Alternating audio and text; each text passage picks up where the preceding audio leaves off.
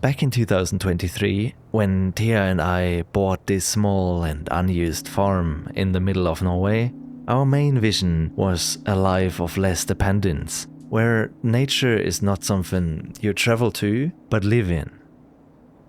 So far, we got to build a greenhouse, dig a pond, establish beds, fix the house drainage, and start the barn renovations. Looking at the project list, this year did not seem to be any less busy than the prior ones. So we tried to narrow it down to 3 main goals. Setting up a traditional Scandinavian farm fence, fully renovating the pig barn for future chickens, and planting at least the first 30 fruit trees. That, plus the endless side quests that come along with living on a farm in the Norwegian countryside.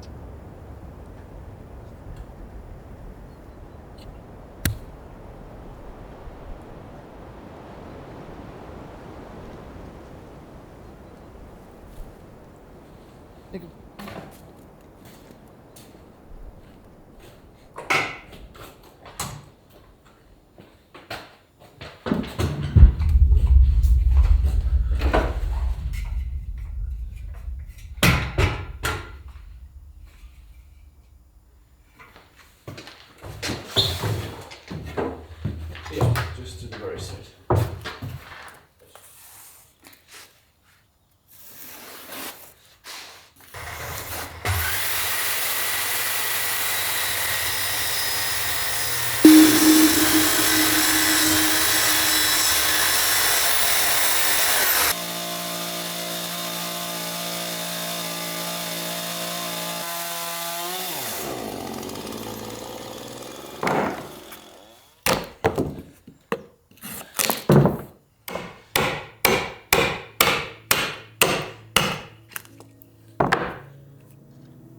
This piece that we got from the sawmill was rather moist, a bit harder to work with, but I think it already dried up a little. Well, still moist to the touch, but better than before.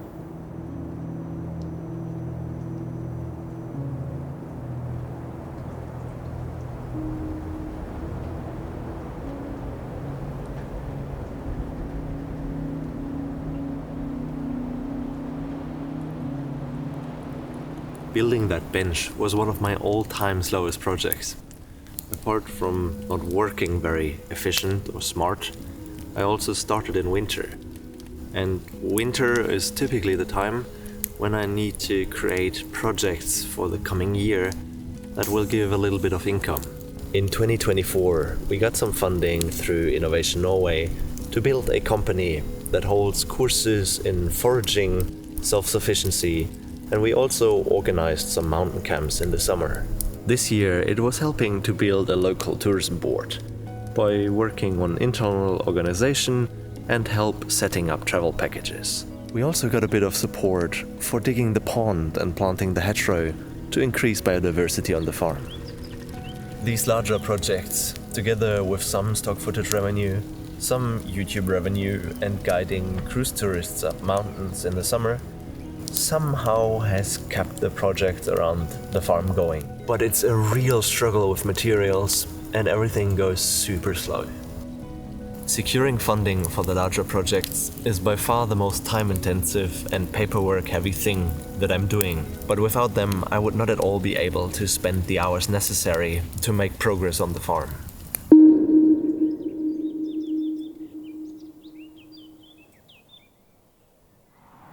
Yesterday the cranes arrived in the evening, marking the first bit of spring. I saw some at the lake and some on the fields, and it really feels good to have the bird life back. The pond is looking decent as well. Been so much rain that it's actually rather full.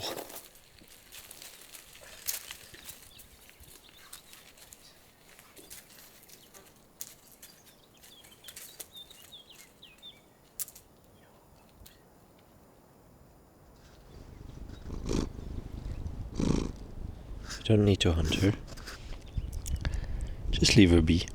We can all be in peace in the sunshine. As much as the dark days weigh on you during winter here, The bright days are giving you what feels like endless energy. And out of a sudden, life is pretty good again.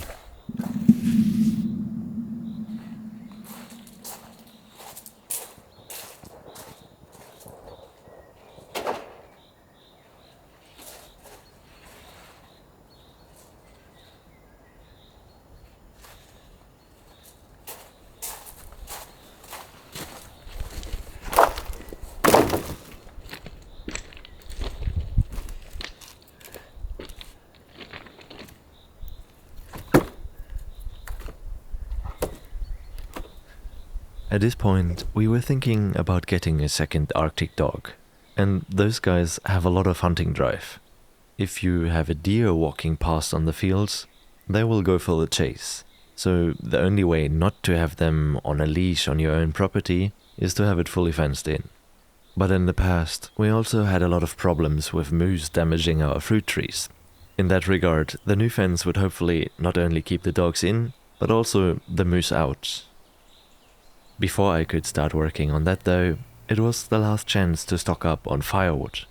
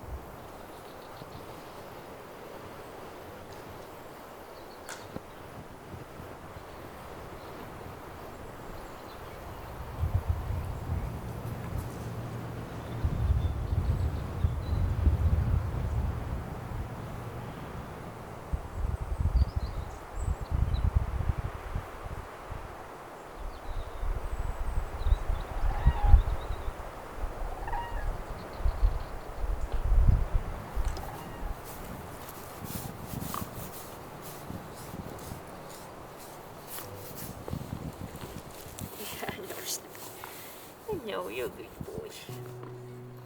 We've got 4 of the larger logs left from the felling on Saturday. They're gonna be quite a decent workout, I assume. The main work you spend your time on when owning a small farm is moving heavy things from one place to another. If you don't have a tractor, most often you're using the wheelbarrow. But then there are also many odd heavy objects that need manual transport. When the time comes to do that work, it's very important to already be both strong and mobile. If you're like me and you want to live this physical life in the long run, I think the very most important thing is having a solid gym routine to keep you injury-free. I think this one is going to be a little more complicated. Not gonna get it in a serger grip. So I kinda need to maneuver it onto both shoulders. I can tell you one shoulder would hurt quite a lot. Let's see.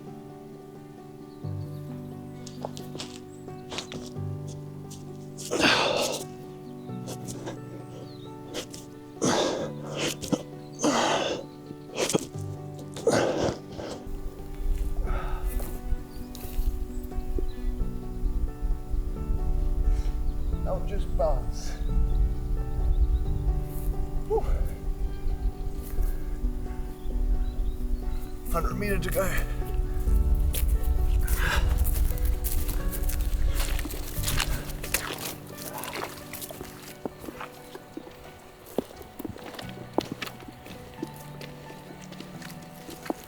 Stay.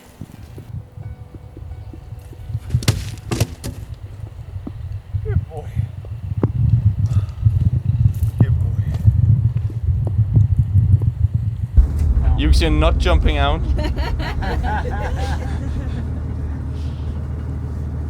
Tindra, er du litt redd? Hæ? Nei, det går bra. This is your first time to Rouen.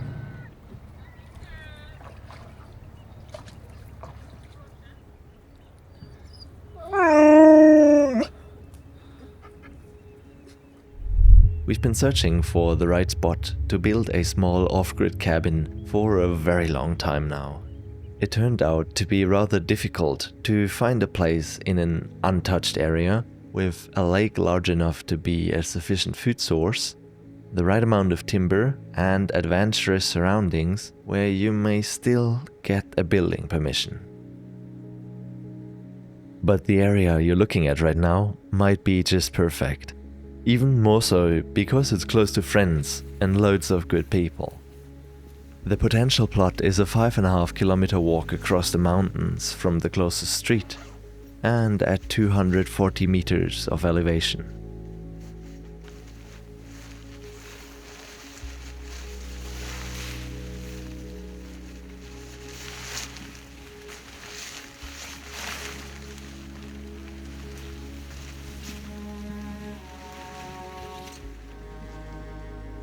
Now it is looking pretty good for the night. Just having to get out the installation mat, sleeping back and settle in. Is this okay for a night? Oh, a bit rocky on one side. This is pretty alright. Quite a view from here.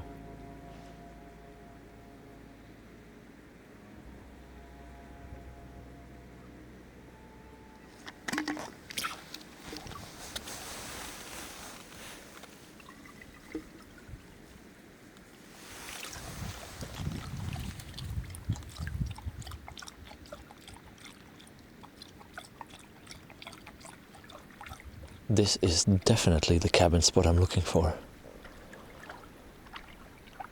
Flat terrain, nice transition to the water, long sun hours and open to both directions. Looking amazing. Is that a good girl? And a wild boy in the back? Yeah, this is good.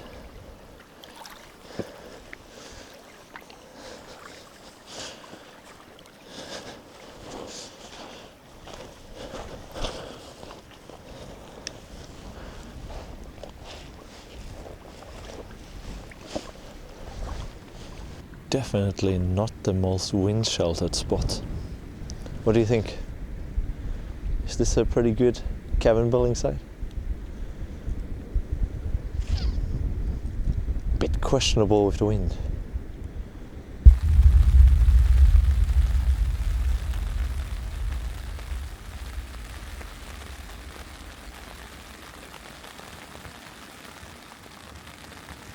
It was a pretty good night. The combination of the sleeping bag and the Jernduk was definitely enough to keep you warm. Wind is pretty fresh now, I think we're 31 degree. The sun tried to come through the clouds. Failed a little now and it's raining. I'll just get ready slowly and then wait for it to dry up.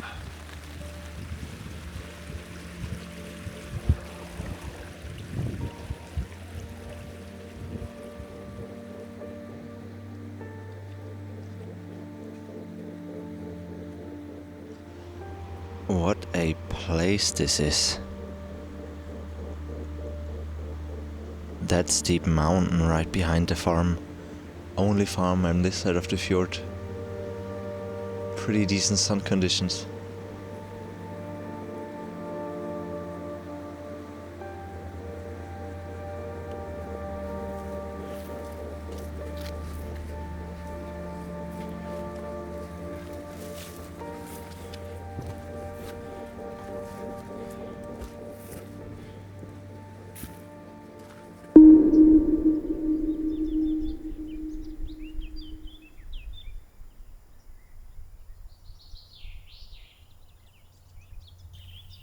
Today we're supposed to have 15 degrees, and the night was very warm with 10 degrees as well.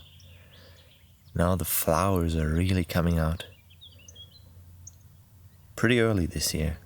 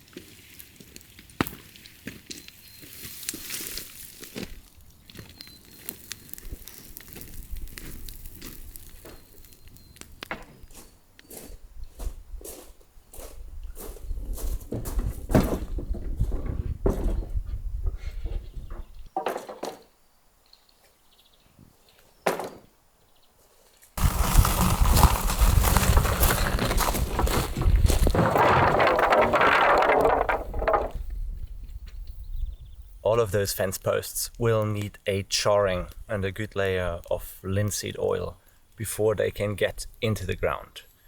Our farm is called Myran, which is kinda translated to the swamp farm, and you can just imagine how moist the ground is. So if this is not getting a protection layer, it's gonna rot rather quickly. We have a good amount of coal now, so I'm going to slide in those fence posts from the side, have them in the center of the heat for 30 seconds to a minute, and then they should be good for the oiling.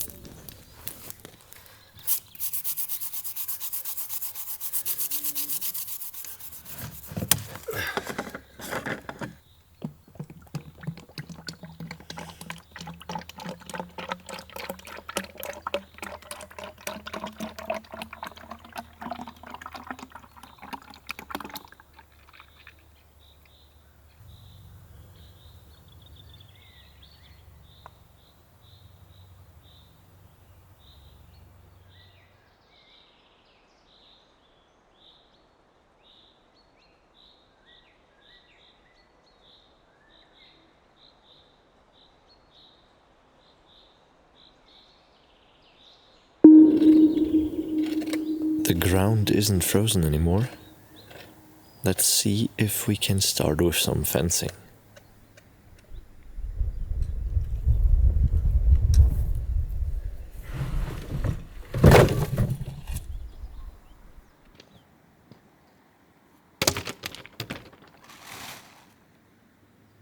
Looks quite good so far.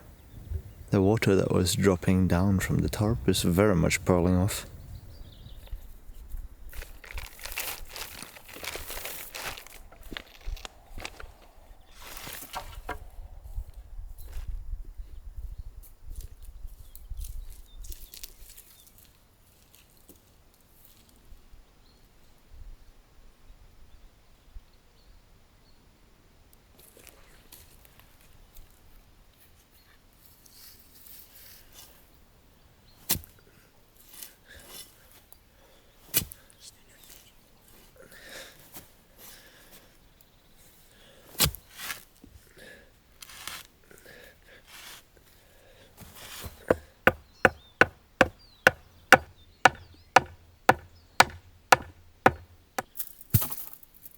This is the only thing that is going to hold the fence together.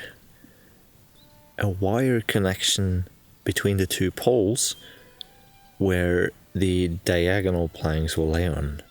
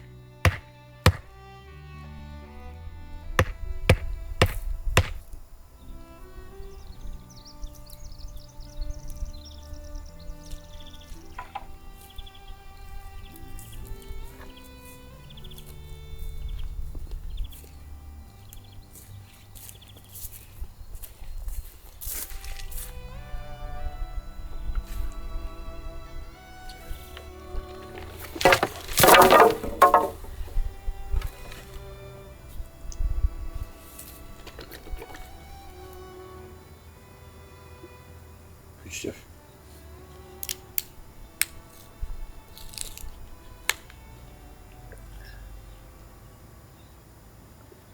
The last pole that I tried to get in, there's a quite big rock at about 30 centimeters, so it's not going deep enough in.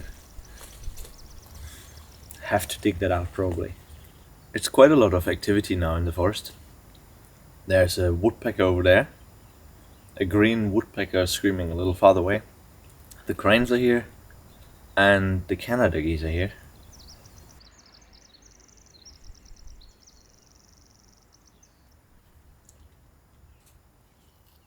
It's fine, it's just the neighbors.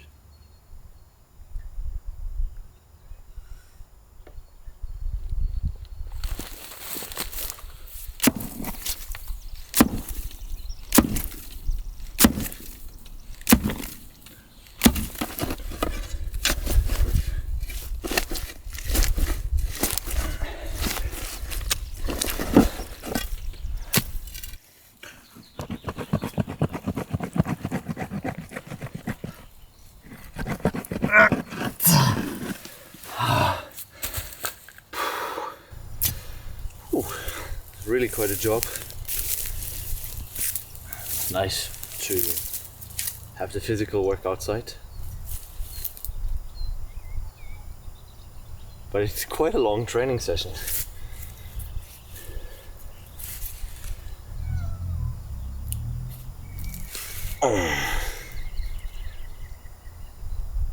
That's the green woodpecker.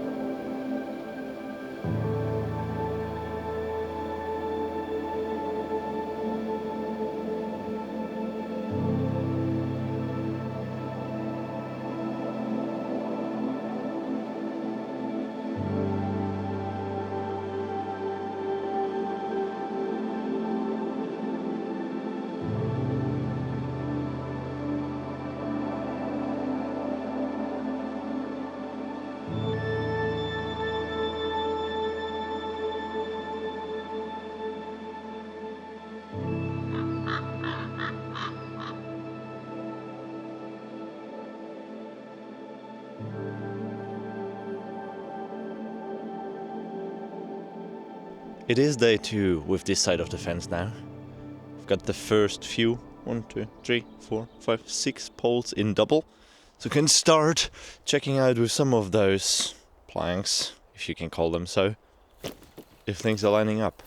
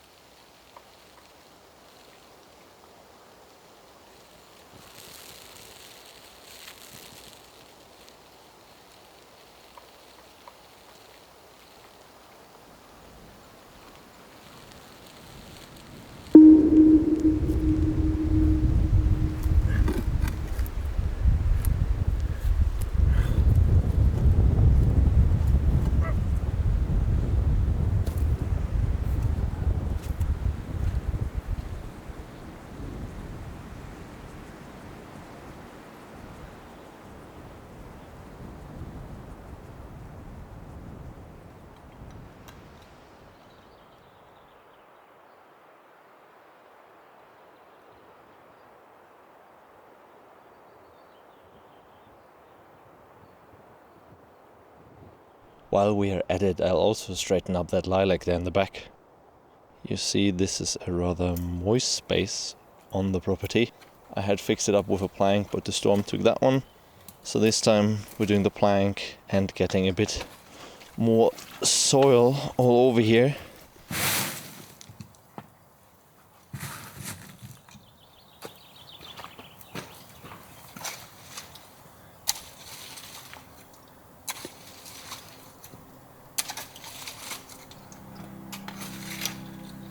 Building a shigar is definitely not the most efficient way of building a functional fence, but I do really enjoy the thought of over time removing as many chemicals as possible from the farm. When the time comes to replace this fence, it will be nothing but wire, a few screws and compostable material. And I also think that it looks pretty nice.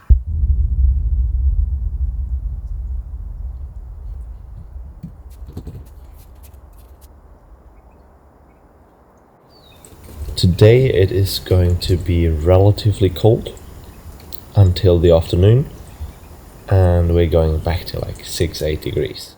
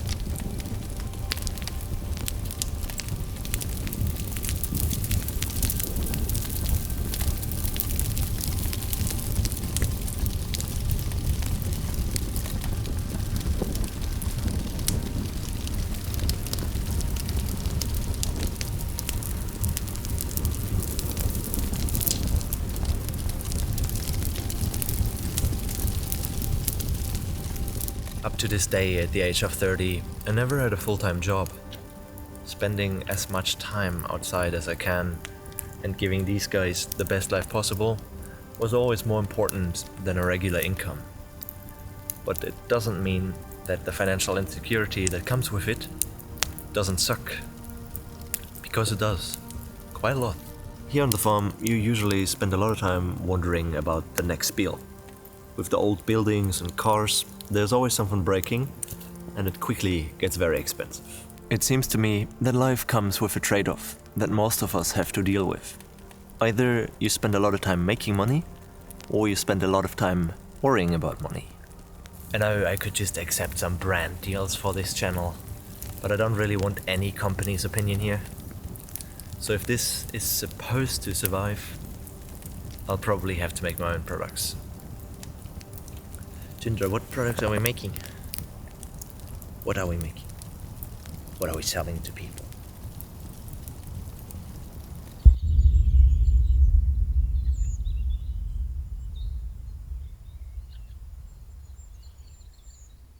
The cranes arrived a few weeks ago, but now also the curlew and snipe are starting to breed here in the mountains. So whenever you're sitting on the porch with your coffee or you're just in the forest in the evening, there is such a soundscape of life, and it feels real relaxing compared to having any cars going by or living in the city. Of course, there are also sounds on the countryside that aren't particularly nice, like tractors and diggers, but they are part of feeling that something is happening around here too. So it kind of gives you a little bit of motivation to go out and work on your own property. The willow catkins are soon done, so it will not take all too long anymore until we get the first leaves. You see, the grass on the field is also getting there. It started to grow a little here and there, but once it's getting really into it, things are very fast.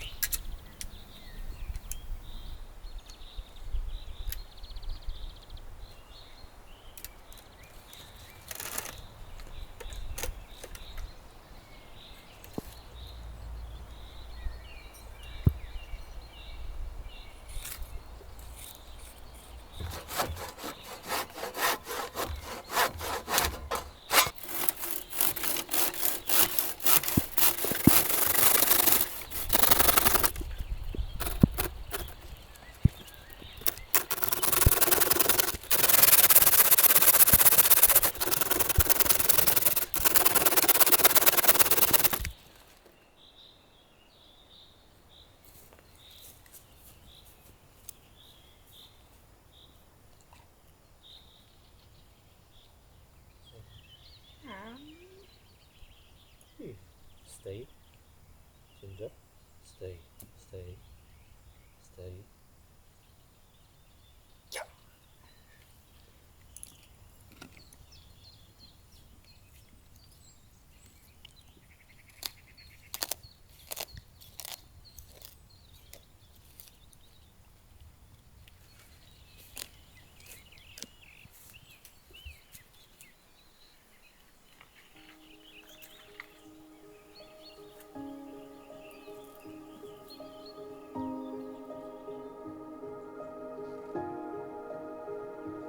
When we were about halfway, we ran out of diagonal connections.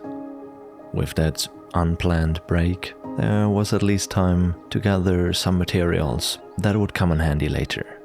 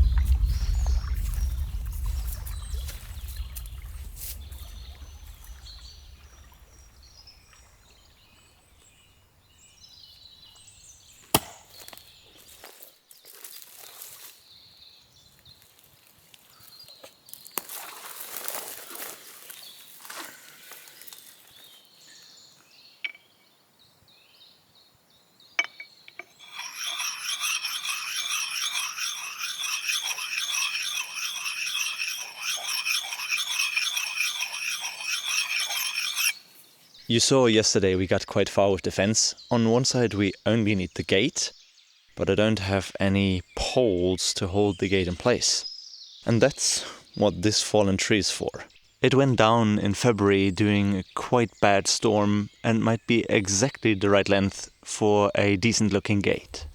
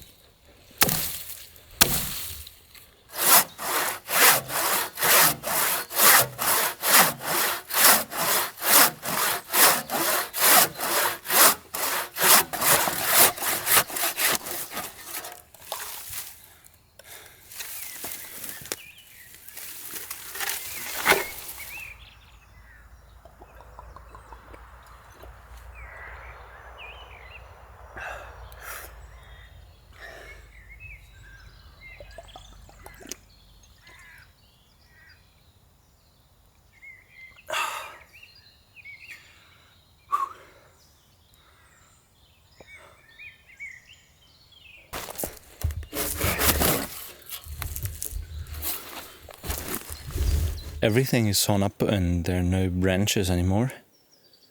Now there's only a single thing left. Carrying it home.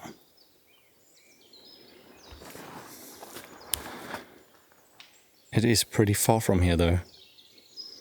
Maybe 400 meters?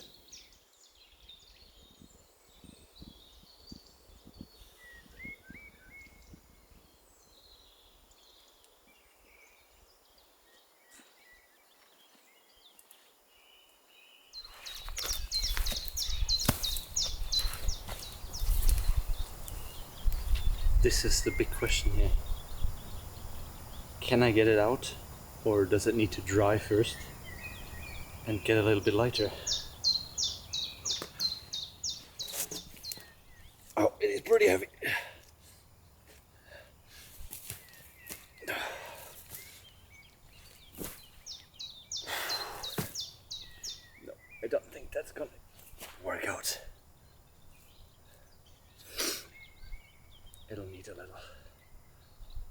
not dying now.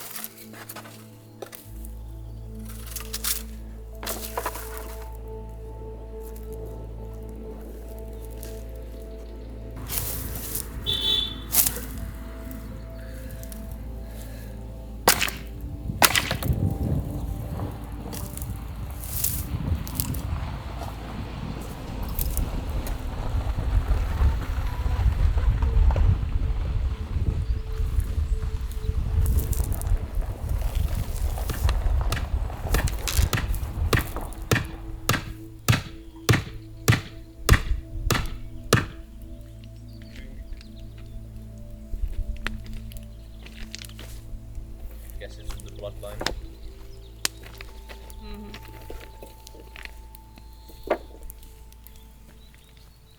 Burning and ripping out and cutting off.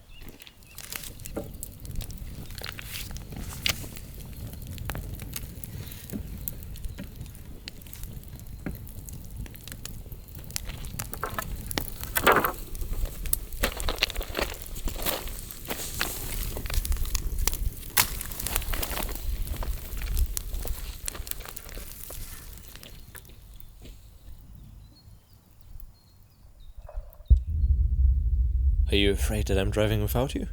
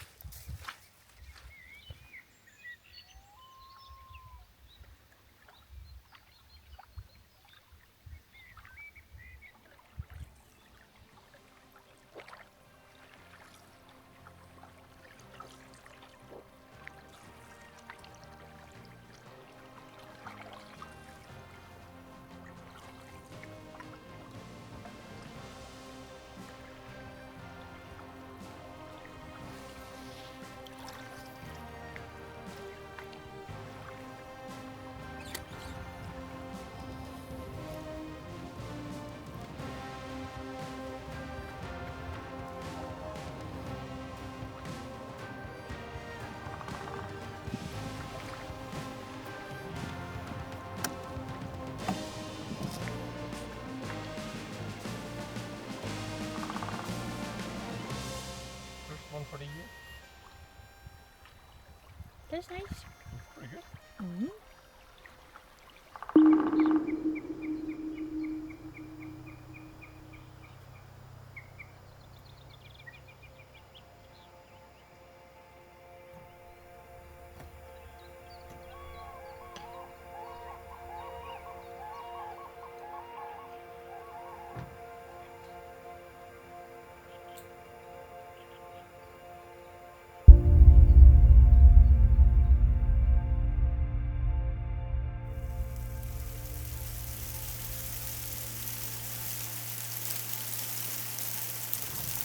You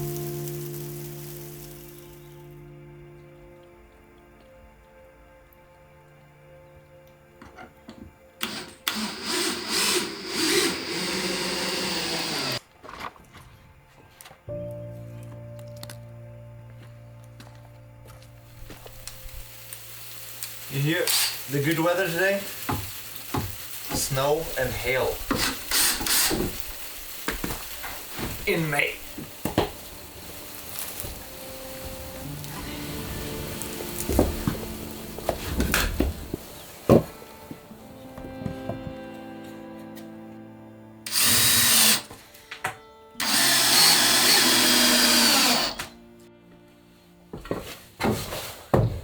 I think it's alright.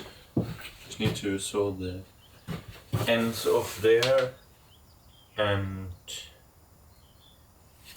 yeah, that one didn't fit so well. Sew the ends off there and then make 2 or 3 shelves there for the pots.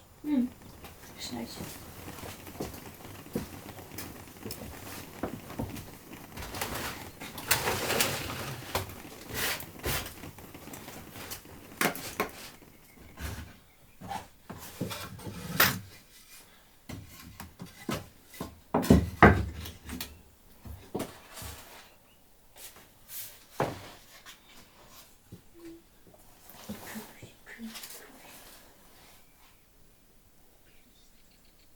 You're hunting mice again.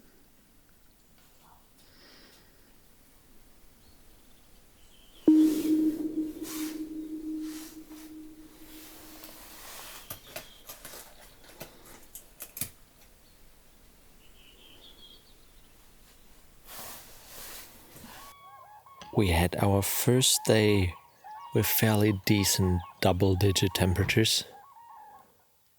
That's how far the rhubarb is right now. It's normally one of the first plants in our garden to grow. The willow leaves are also just starting to come in.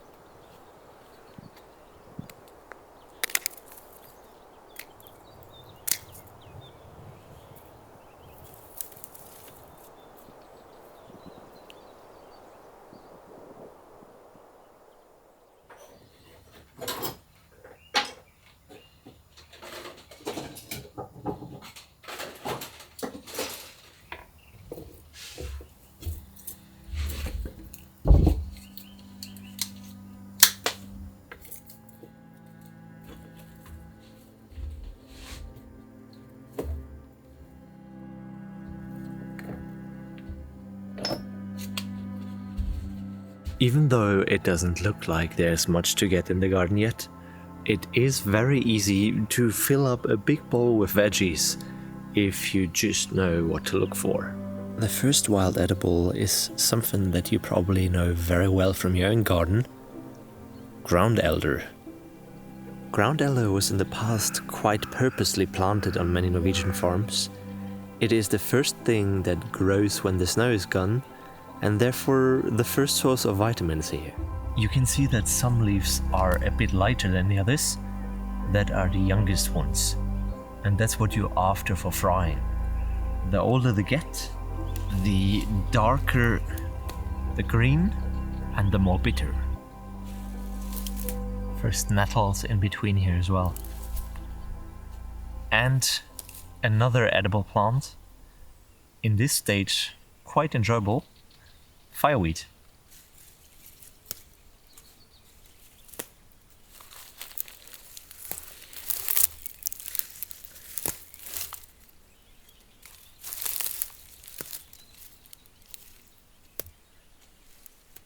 This was maybe 2 minutes of picking.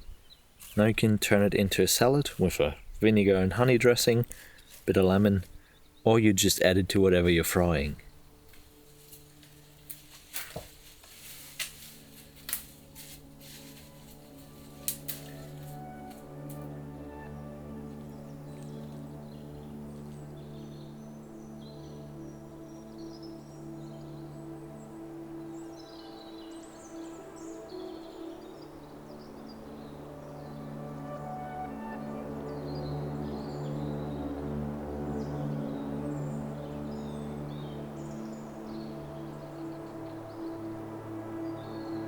As soon as spring settles in for good, it is extremely easy to lose yourself in all the fun outdoor tasks that you can do in the garden. Especially if what really needs to get done means spending the sunny days in a dusty place inside the barn.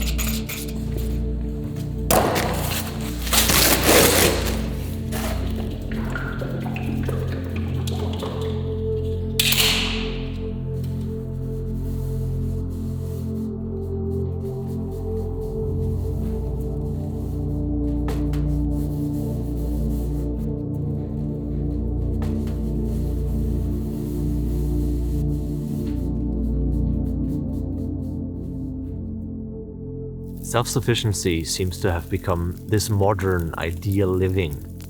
Wherever you look, at least in my bubble, there are log cabins, overflowing gardens, and fireplaces, like this one here.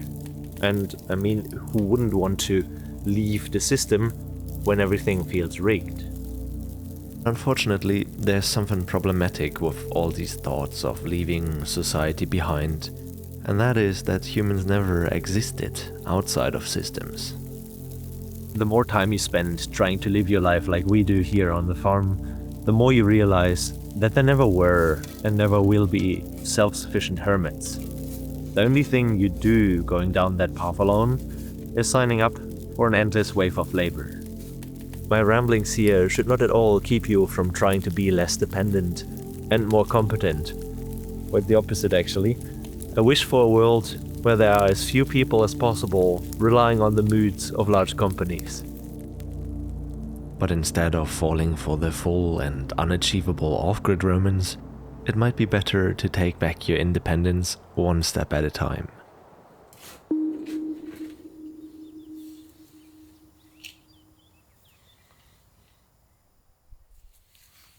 What?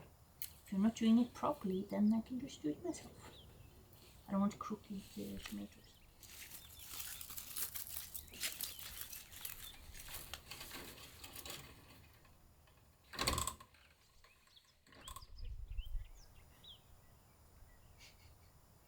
Quite aggressive roots. Juicy stuff. Speaking about roots.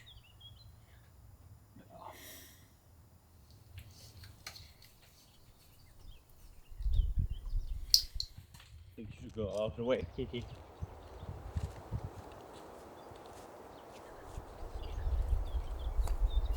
You stay a long way from us. Of course they can.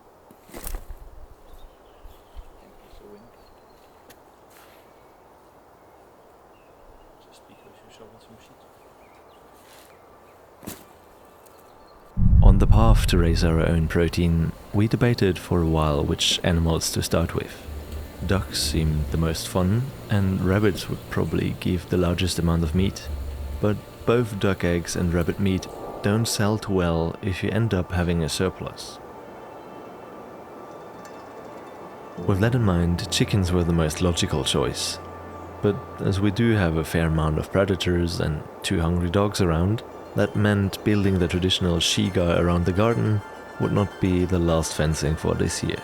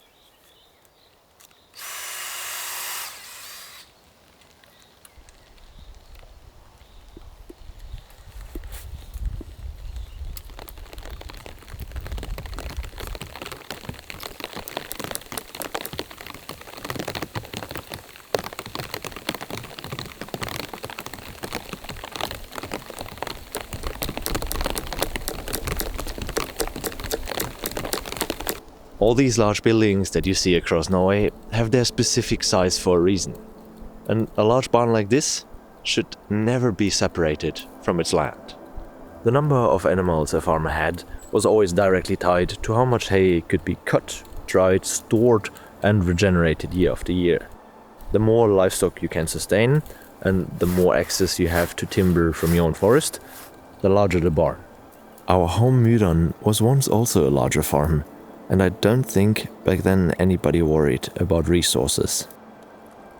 When farming became less and less profitable, many people did not see a future in the profession, and the farms were sold off. Usually you would split up the land first and then sell the buildings without the obligation to run an agricultural business. In our case, nearly all of the land was sold. The only thing that is still attached to the buildings are 2 hectares of grazing ground. If you remove the animals from a barn, it loses its purpose. If you remove the forest, it's losing its substance. What remains is a shell that is very expensive to maintain. And that's exactly the reason why so many of the old barns in Norway are at the brink of collapse.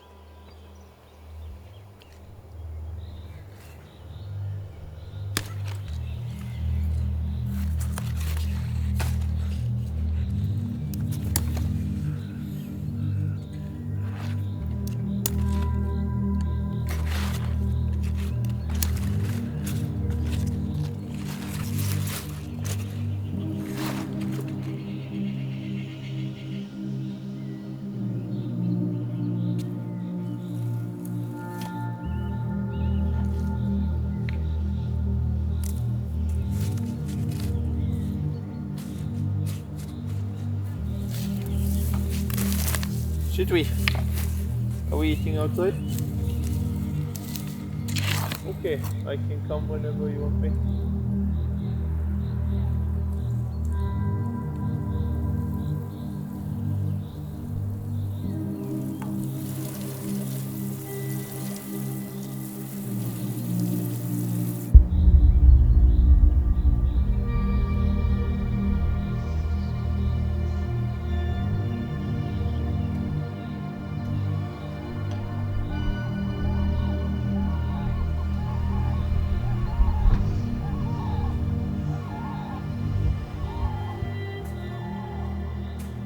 Last summer, we started to plant a hedgerow on the field to create a wind shelter for fruit tree seedlings.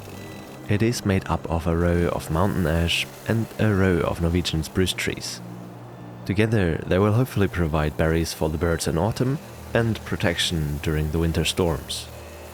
The majority survived the first year, but it looked like we needed to find a few replacements.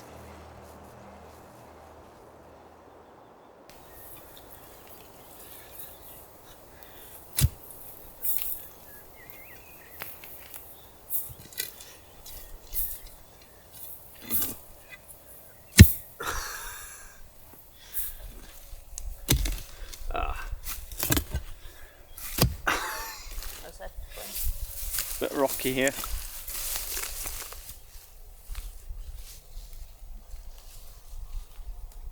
It's starting to look like something with the chicken fence. I only need to finish the 3 gates and get some soil for where it's not touching the ground.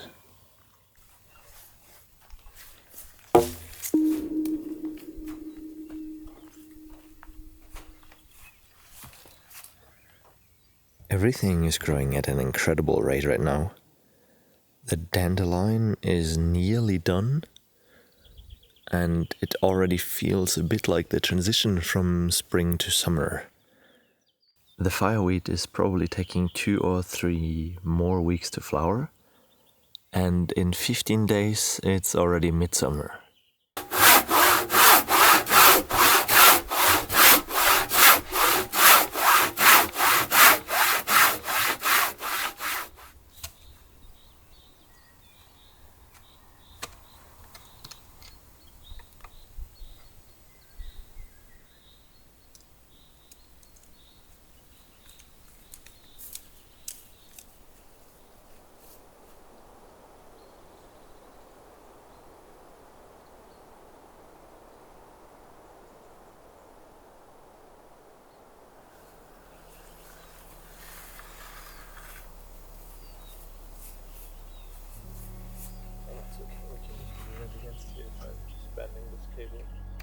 When we were in the market for buying a farm, we specifically looked for a property with loads of forest, manageable amounts of fields, and medium-sized buildings. Now we have a huge aging barn, a large garage, a way too big house, and this tiny bit of grazing ground. When you don't have any forest, it is a lot harder to get a hold of the large amounts of material that you're going to need for repairs. You wouldn't think so, but the timber prices in Norway are very high, and if you live on a farm, you usually just come in here, cut what you need, and bring it to the sawmill. It isn't particularly easy to just buy back land either, as it's now part of other farms. So you just end up overlooking these resources that made this way of living possible in the first place, and try to figure out a way to make it without it. I mean, we could always sell this farm and look for one with a bigger property, but it's actually a real nice place, close to the lake and with the best neighbors. So for now, we're trying to work our way around the lack of resources. And maybe in a few years, somebody has some land for sale.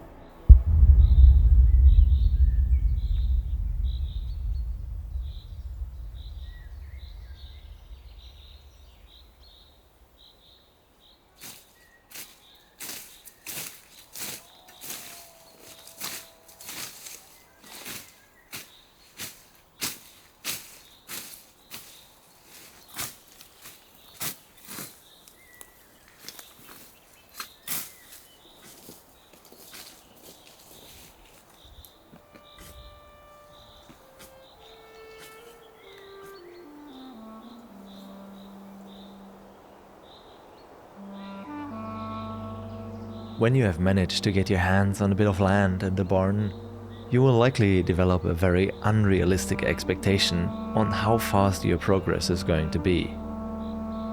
Building a chicken yard without machinery and the money to hire workforce seems trivial, but can easily take weeks.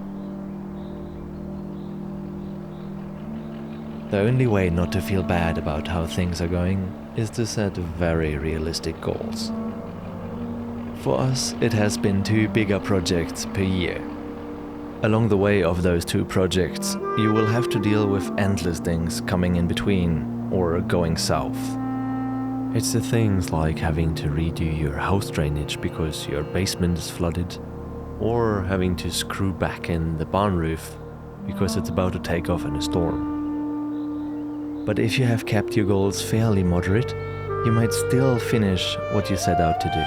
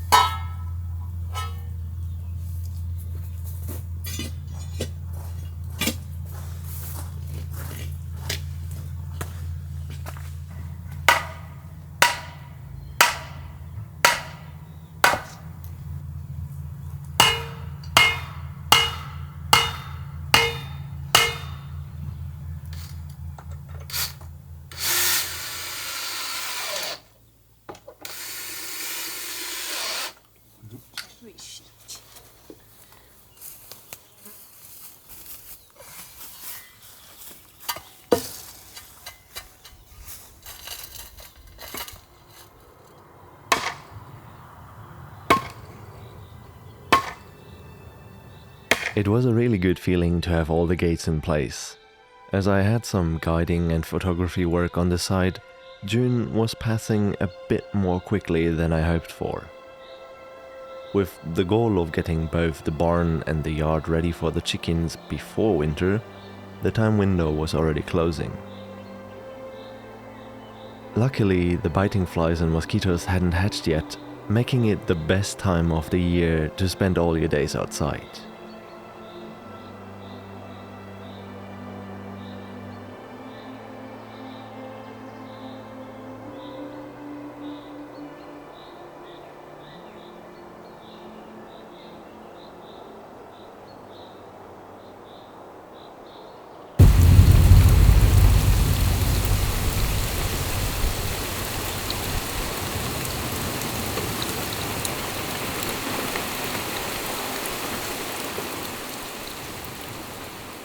We're having the longest day of the year today, and it's 9:30 now. The sun is still standing rather high. It will probably still be over those trees after 10 o'clock. It is a little unfortunate though that this year the summer solstice fell on the same day as the hatching of the midgets, and the first day they're really out is a rather tough one to be outside.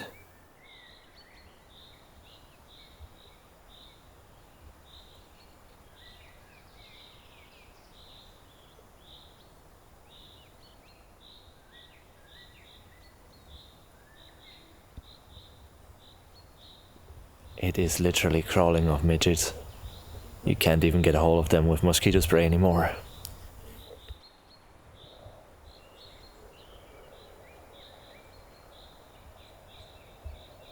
The Jerusalem artichokes are doing pretty well over here.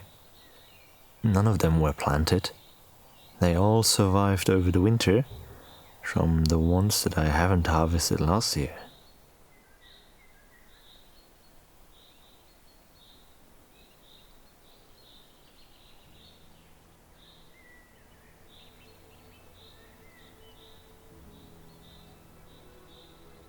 The lilac is also flowering now.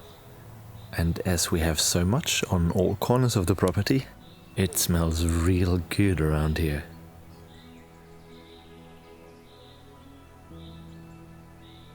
Much later than in most other countries, we also have some strawberries growing.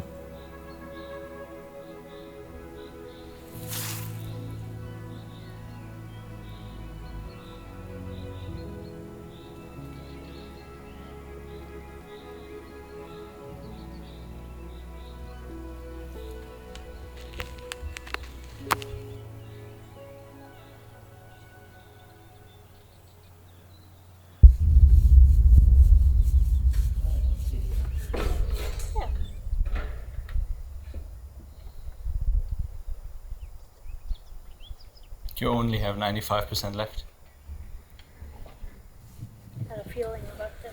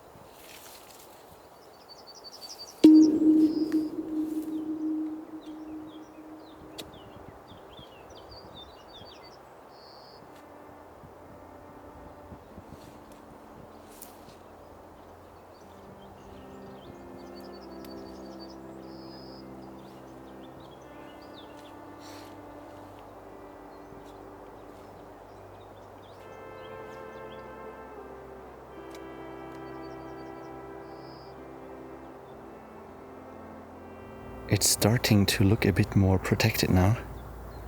Let's see how many of those willow cuttings will survive. There is a lot of rain in the forecast for tomorrow, so the timing should be just right.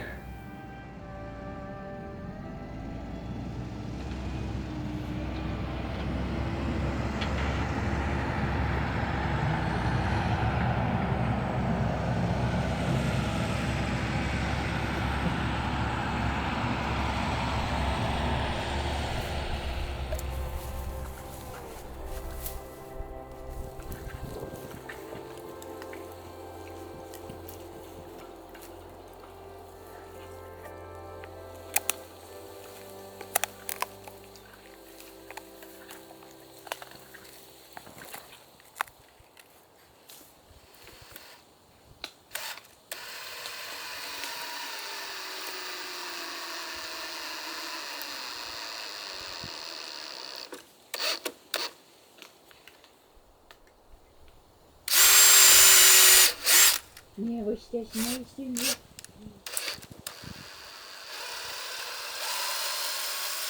I'll go in and find you some dinner and you let me know if I can help in anything.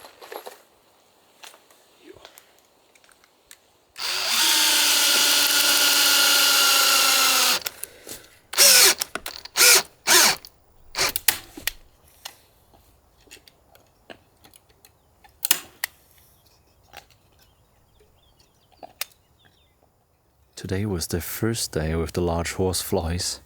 So now we have midgets, mosquitoes, biting flies and horseflies. That's mid-end June in Norway for you. It's not good to be outside when there's no wind. When the sun doesn't set in summer, you quickly lose all day rhythm and your willingness to sleep. There are so many things to do that you can easily spend 12 hours working every single day of the week. And it does not help that our neighboring farmers seem to work around the clock at this time of the year. When you see all that busyness around you, you feel like you're falling behind if you're not working on something as well.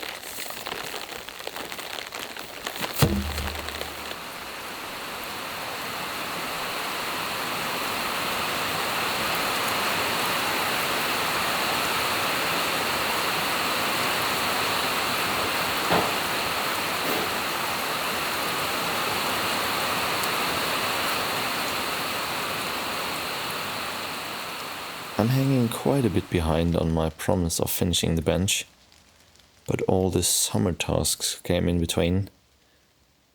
Should be about 2 months now since we started this.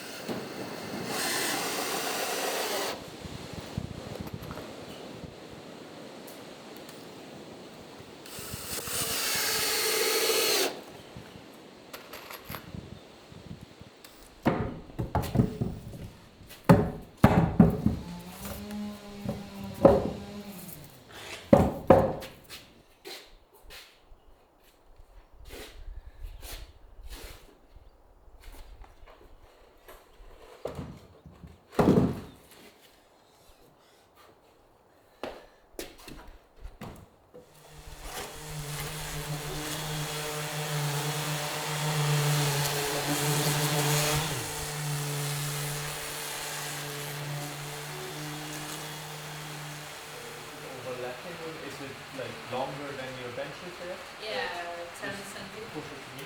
Where? And a bit towards this side on your side.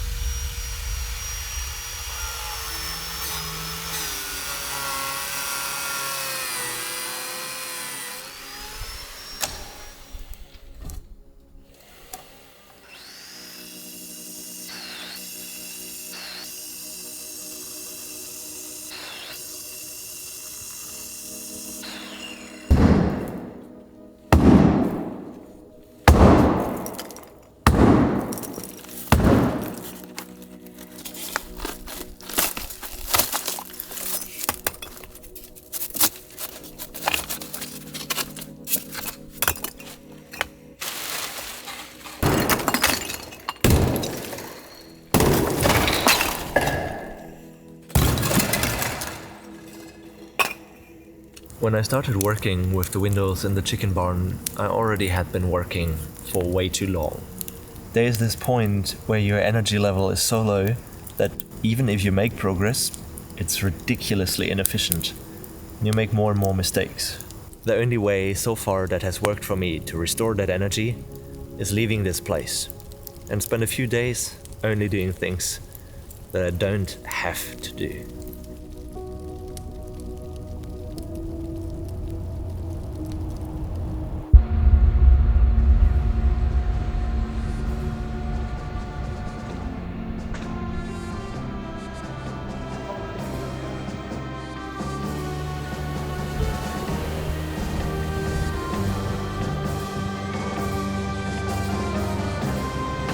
Alright.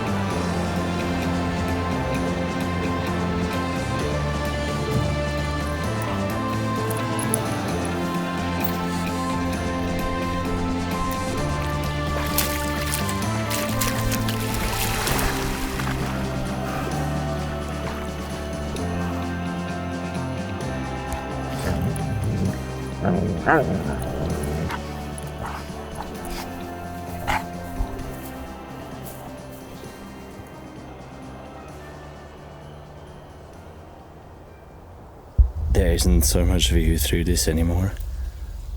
And the nettles are really kicking in now with the heat. It has been raining pretty much all June, and now that we have the beginning of July, we have the first real summer. As soon as the vegetation starts taking over the farm, I always feel the urge to spend the entire day scything. It's a deeply mindful activity, free from the nuisance of noisy tools. That romantic thinking is usually quite quickly put into place though. The time and effort cutting grass on this property takes simply isn't justifiable if it puts the barn renovations onto hold. Manual work is what I love doing all day, and surely was the way to go when homesteading with smaller buildings was all there was to do. But ever since the day that building size and material costs got out of control, efficiency stopped being optional.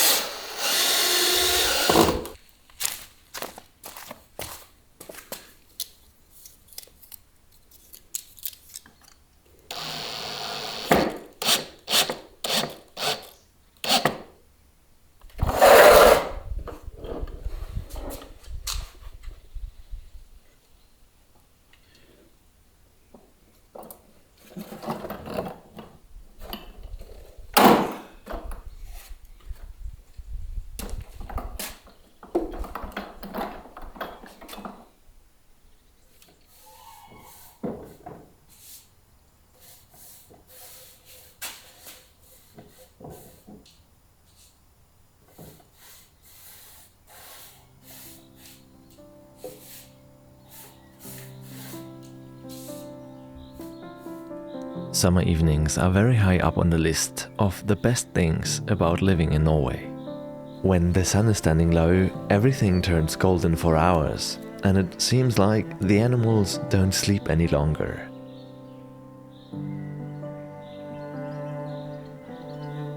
You can hear the curlew and snipe flying low, the loon on the lakes, and the roe deer shouting from the forest. It's the very best time to take the dogs for a late night walk.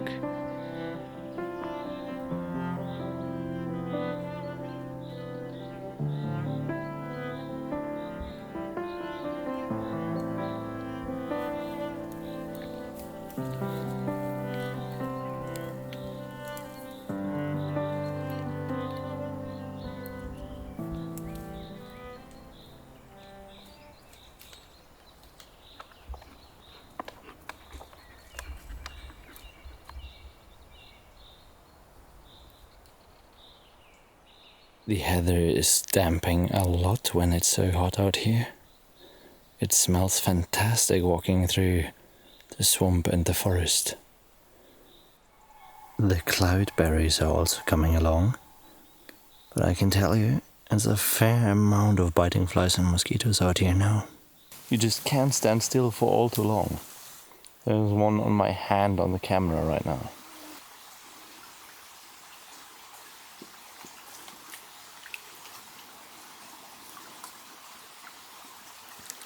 I'm still trying to go barefoot hiking whenever I can, so most of the dog hikes are without shoes.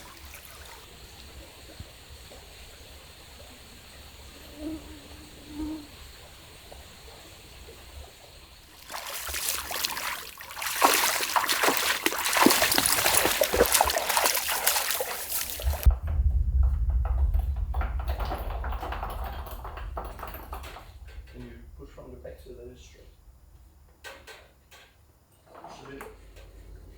Forward? No, this is okay. I didn't do anything. Okay.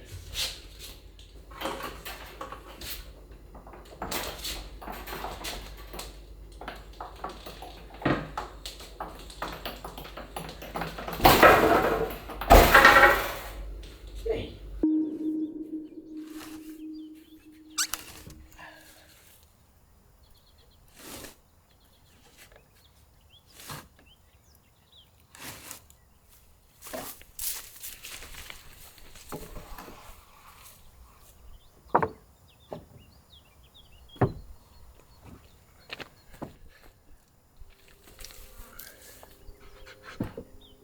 Maybe, You want that? yeah, a bit inwards. Yeah. Every summer since we moved here, a swarm of honeybees moves into this exact spot on our barn wall. So it was great to see that they were well and busy this year too.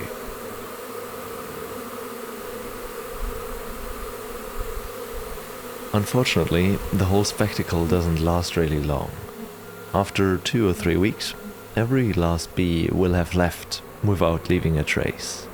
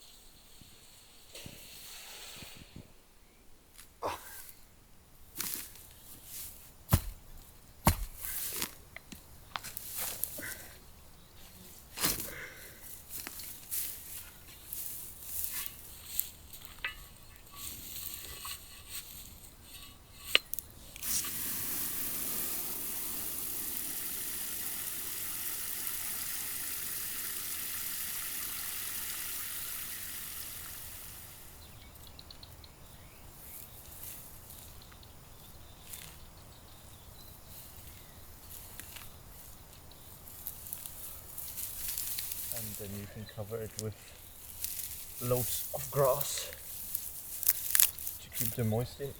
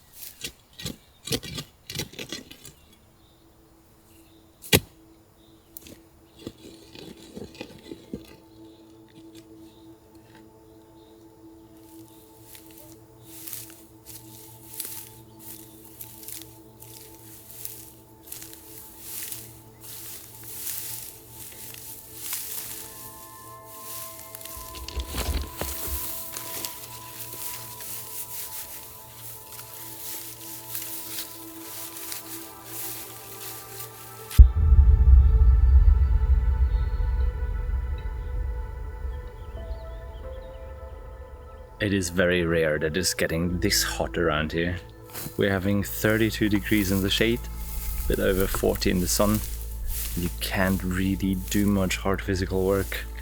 If you try to get in a fence post, you're gonna sweat out of all pores. So I'm gonna hide in the barn for now, until it's cooled down a little.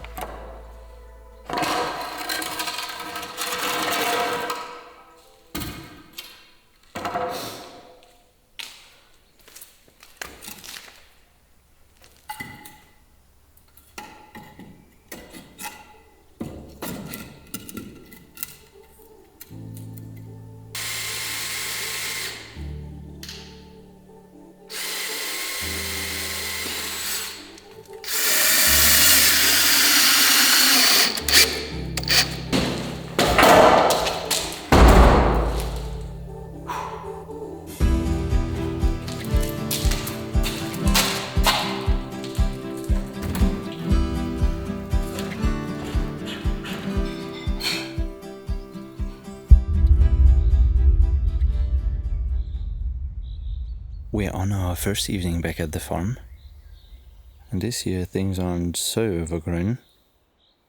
You can see the fireweed isn't fully done yet. They start blooming from the bottom and then work their way up the top, and then the finished flowers turn into the seed pods. The strawberries are done by now, but the raspberries are very much peaking. It's definitely one of the best growing plants on the farm.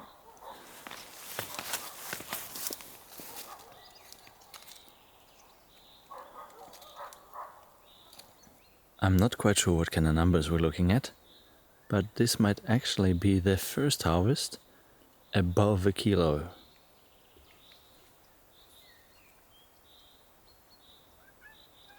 What are you saying, Johnny?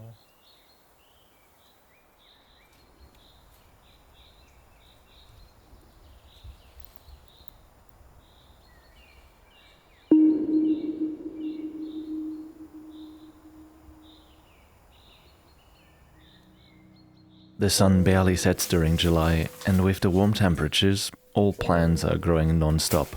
It's nearly like you're squishing the whole summer into a 6-week period. So when you're not home for more than a week, you have to be ready to fight vegetation as soon as you come back.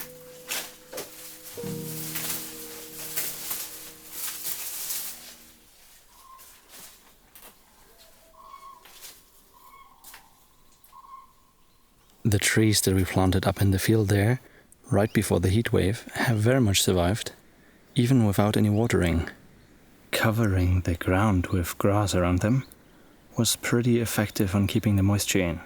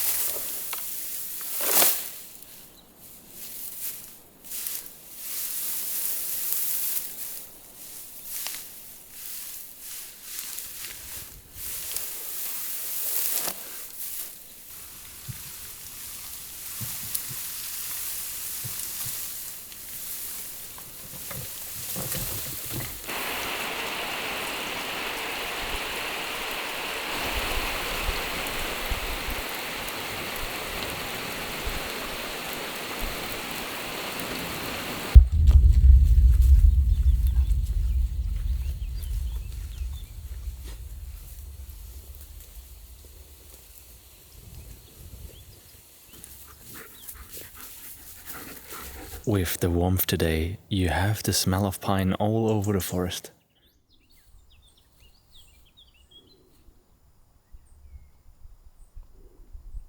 This is usually a pretty good spot for blueberries, but not this year. Everything looks a bit dry and there are barely any berries here.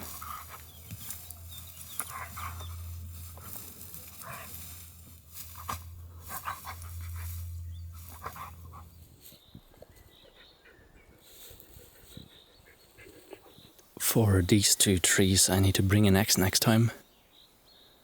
They're gonna make up the rest of the gate posts for the Shigar.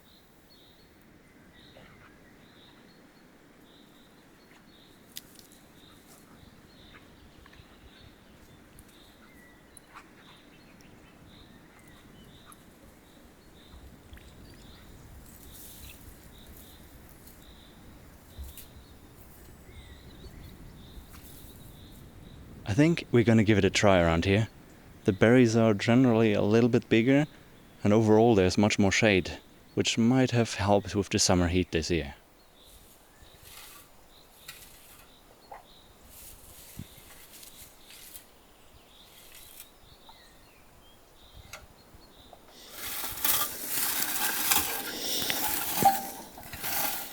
Very slim pickings here. This was maybe 30 minutes and we have 10% of a berry picker. I would really like some dried blueberries this year, trying to make some pemmican, but this is not really worth it.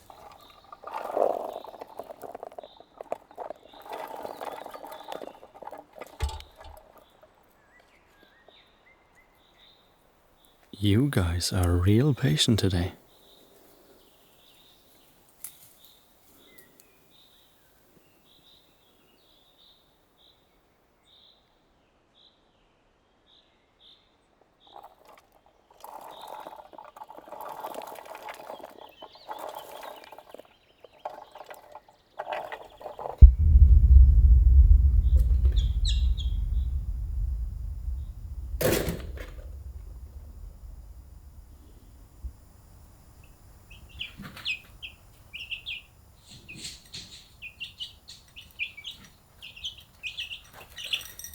Koljakt.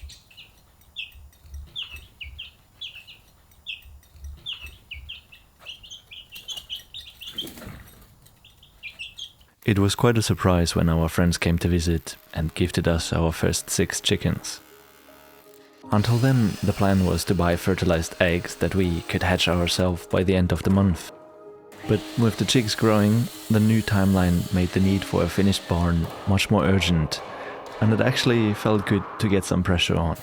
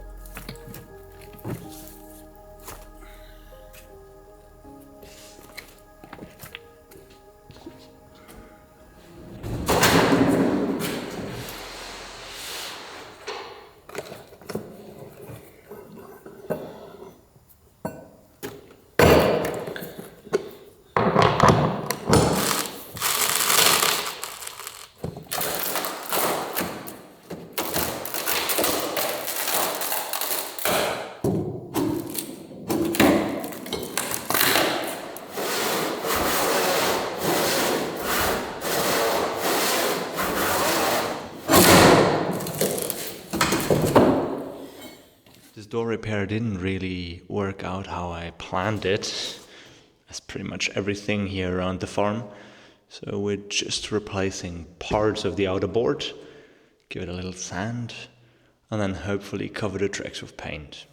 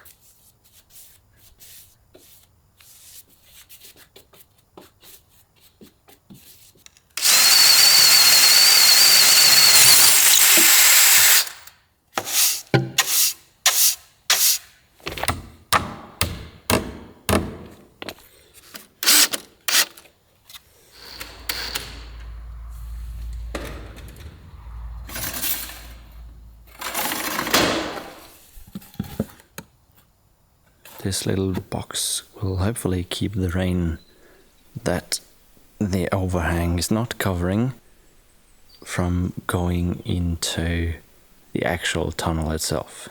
The inner gate is also pretty much done. Only have to attach the motor above.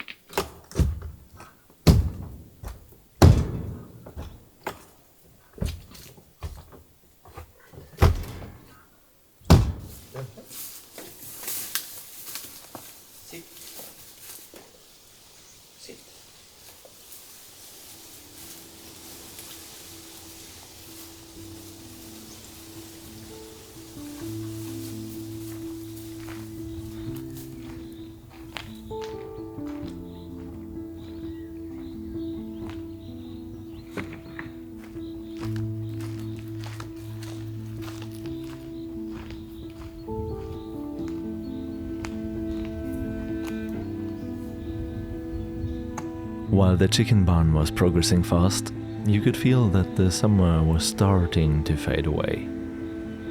The days turned wetter and colder, and you could already see the first yellow leaves on the trees. With these changes in the weather, the harvesting season for mushrooms and the right conditions to set nets in the lake were right around the corner.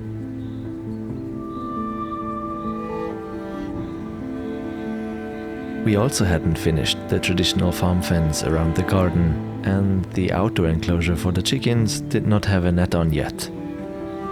So there wasn't really any option other than working non-stop if we wanted to enjoy a few days on the lake as well.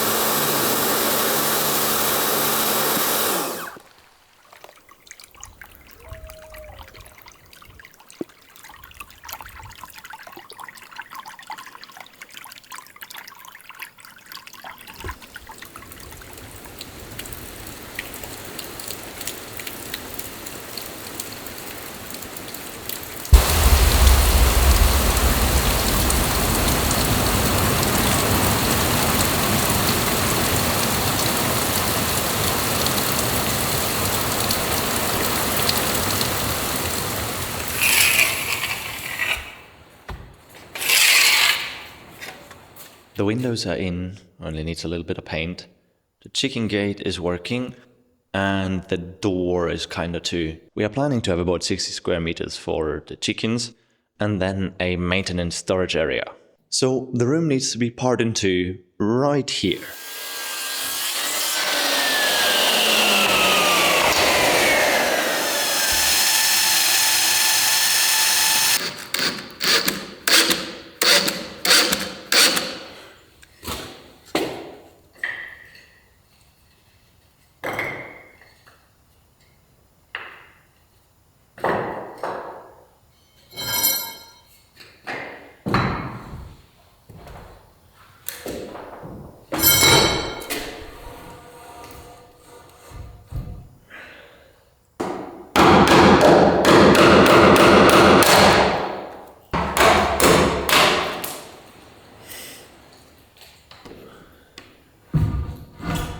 This is going to be the 2-story raising station. I don't really have any large sheets for the flooring here, so it's gonna be a regular panel.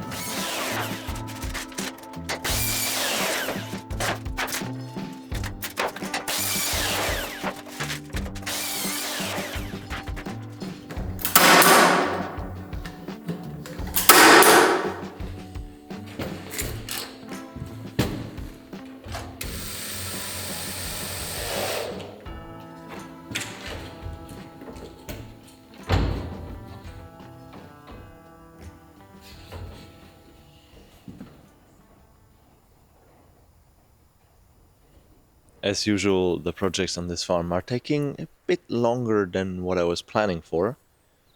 Now I'm at the third or fourth day of this wall, and I'm about 1/3 in. Surprisingly enough, we had a night with 3 degrees in August. That's a bit unusual, but 3 degrees and rain is not far from 0 degrees and snow.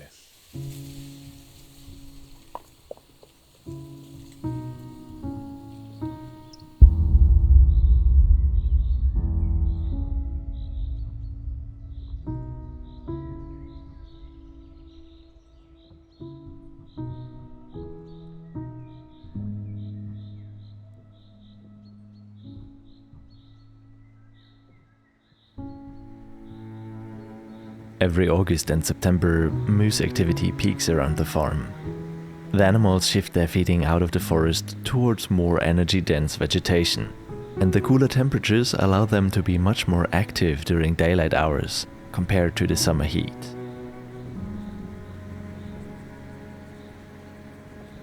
We had several mothers and calves feeding in the same spot in the field for a week straight, just the bulls weren't showing this year.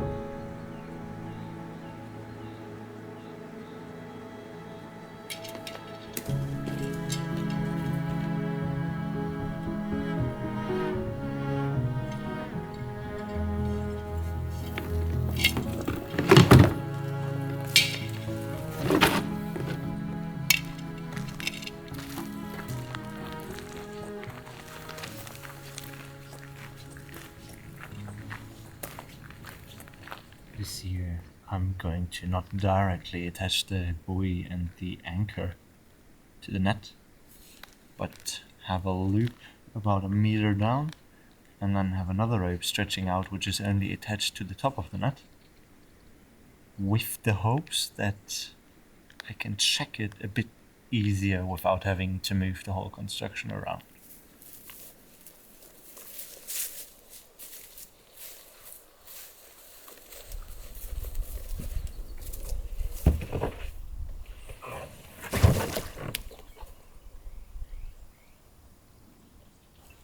I could see a little bit of oil.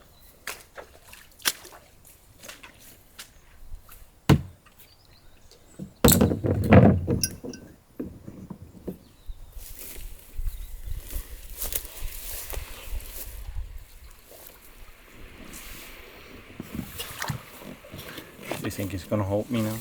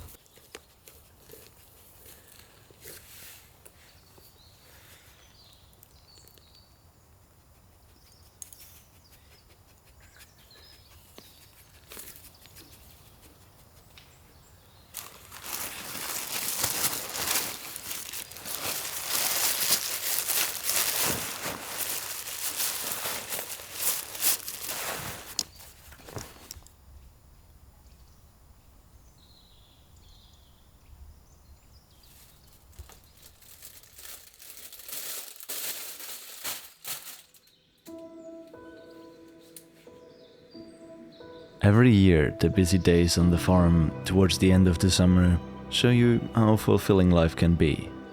All the tasks are tangible, time-sensitive, and have a clear purpose. You spend most of your days outside and in motion. When you're busy using your body, there isn't much time to lose yourself in screens or dwell on things you can't easily change. As long as you're physically and mentally right here, your effort turns into progress. Progress that directly improves the land that you call home. There are very few things that clear your head like a good day of labor, and at the end of it, food is seasoned by hunger. Life in the countryside and owning land is one of the last reminders that you can still make a change, and nobody but yourself can take that away.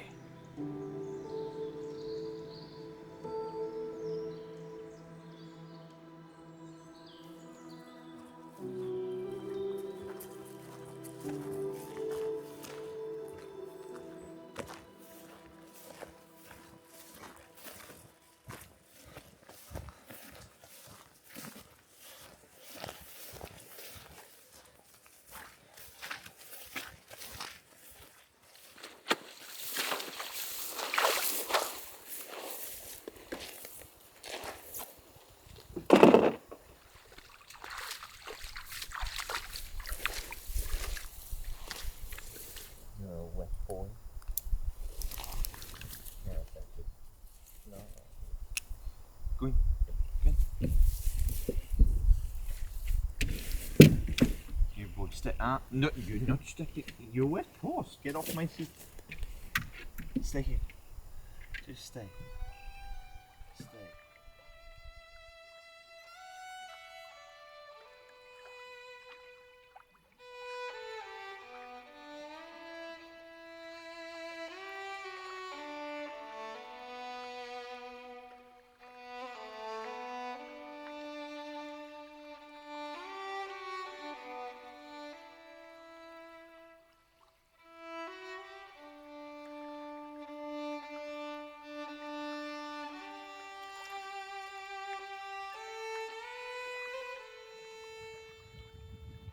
What a day to be out fishing with the net.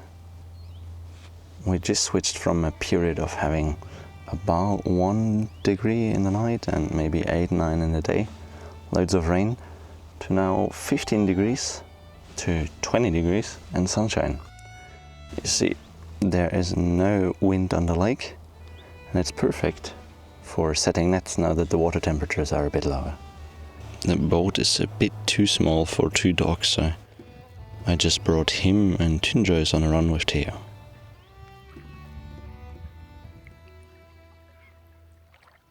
The first net had 4 fish in it. It wasn't as tight as I wished it to be. I'm gonna adjust the anchor a little. But in general, the construction of how to set up the nets so that you can easily check them worked pretty well.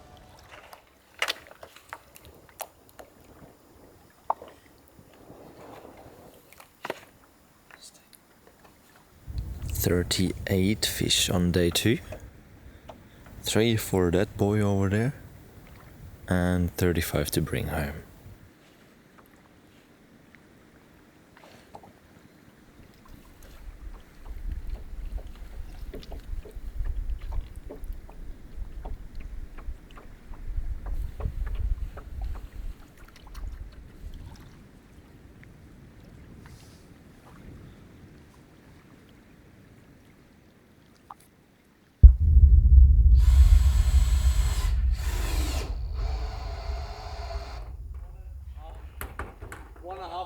For now.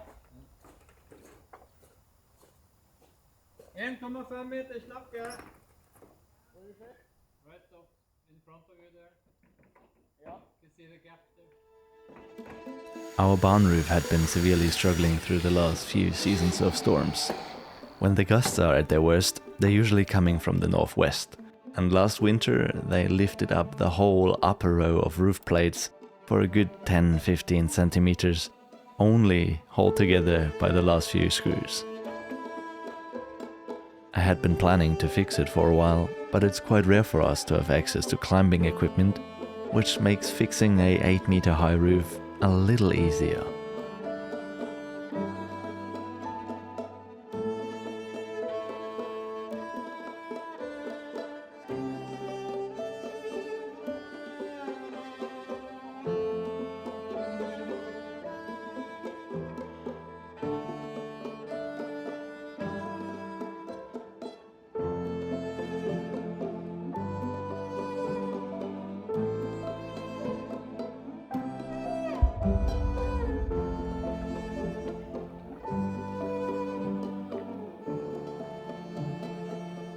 Today we're going to take the nets in. It's been 4 days with them out, and we got 110 trout so far. Now the wind is a little stronger than the last days, and the anchors on the one weren't strong enough to still pull myself along with the boat. I have to say, it has been really nice to start every day with 3 hours of outdoor time, but it does subtract from the other things that you're going to have to do during the day. And now the chickens really need to start moving into the barn.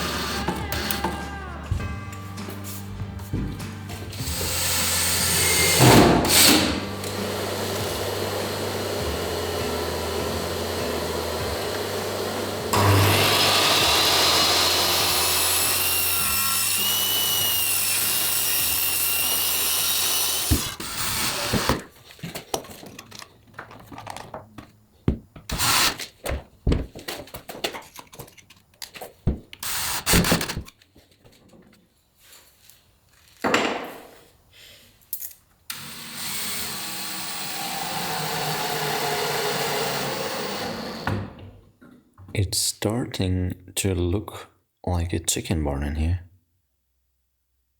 The wall is done, sawdust is in, pine shavings, and the roost is kinda halfway done.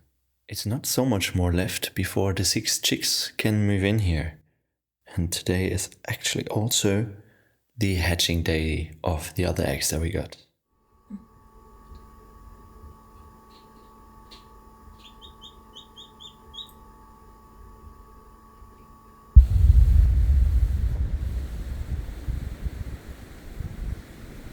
It has been a lot of wheelbarrows at the farm lately.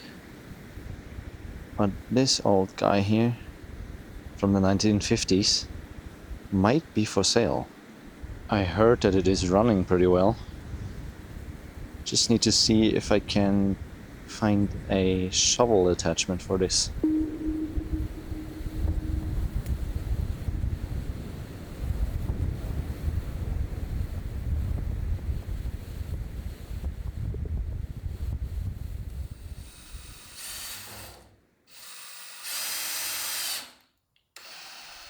With the inside of the barn in place, we now had to get the yard predator-proof.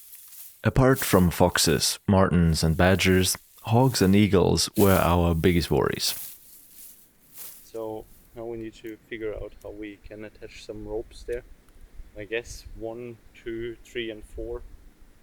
So we can see how high this is supposed to be. Looks like the trees are doing well on the field. Bird netting over the whole 300 square meters was our only option, but it took a bit of thinking to keep it high enough for us to easily access all corners.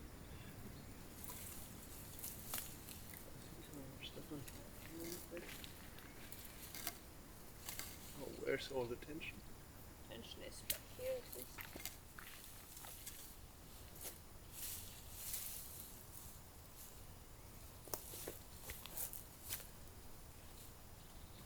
Now you don't have more from your right. Yeah, okay. Yeah, nice. Yeah, worked actually pretty well.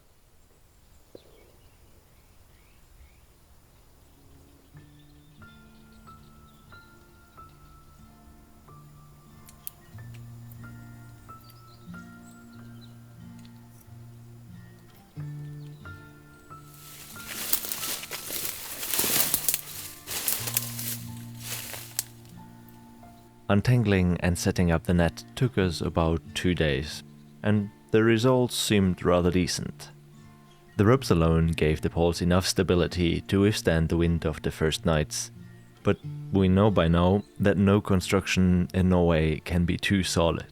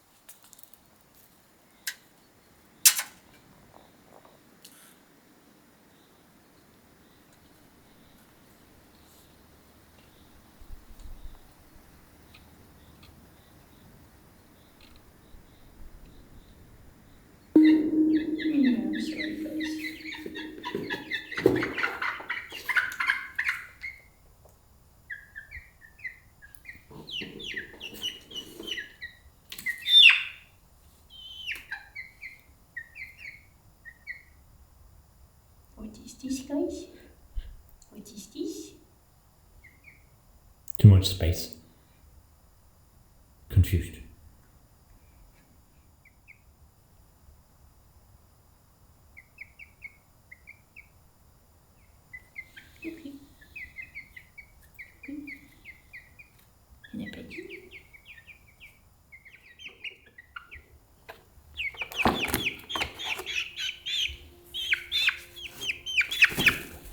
We had the plan to create our whole flock of 30 to 60 chickens by hatching batches of eggs from different breeders to keep the genetic variety high, and then get a rooster from a different line once the hens were mature. It might not have been the best idea to start this process towards the autumn, but both the hatch and the survival rate haven't been all too good in the beginning. It took us a while to notice that our cheap incubator and its unstable temperatures, together with shipping eggs during winter, were the two major issues. At least the 6 chicks that we got in the very beginning were doing great, and now it was finally time for their first day outside. I think they're talking about.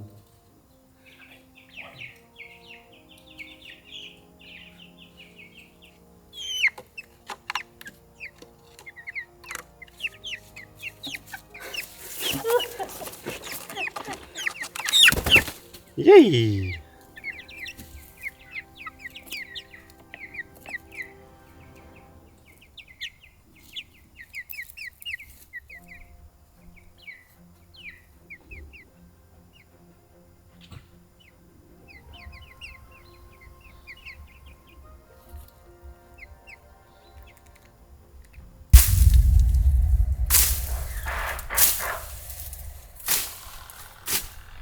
We are back at the project that started in the spring.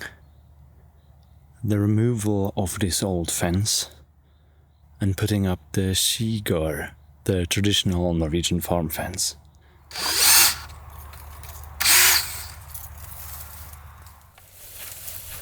There's not so much strength left here.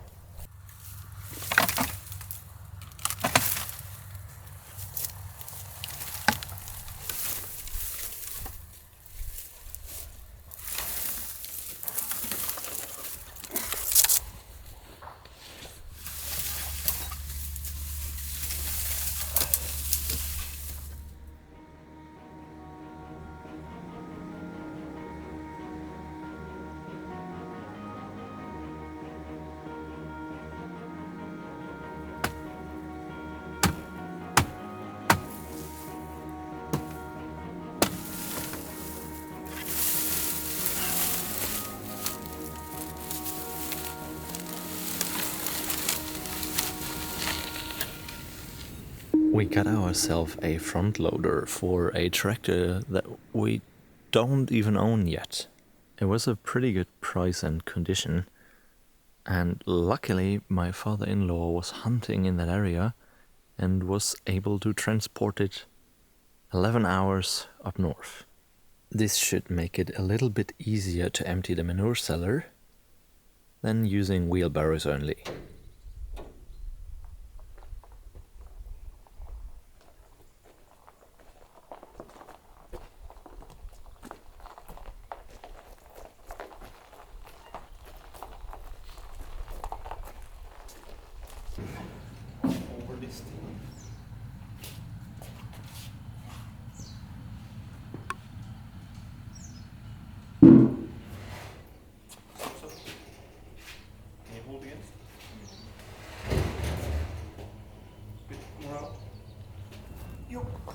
I have a strongman competition now. Like the longest hold, but it's not so heavy. That's nice.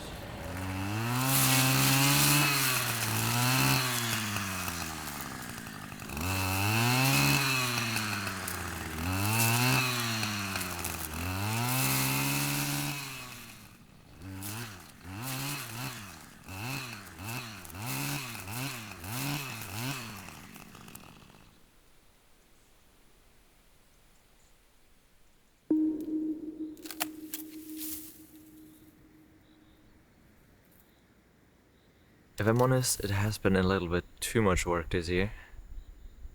With the chicken barn and now the fence. and the creeping winter, but I'll still try to get this side up before I'll have at least half a week of a break.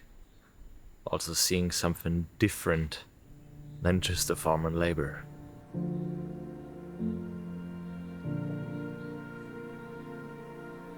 Last winter we bought 300 of the poles that we needed for the fence, and now it started to look like they were just enough to get the job done. We were also running extremely low on the diagonal connections, so I had to start sawing up a few of the cuttings that I had planned for a different fence. Tell me how good you're feeling here. So sweet that it's so soulful. Fence looks ready.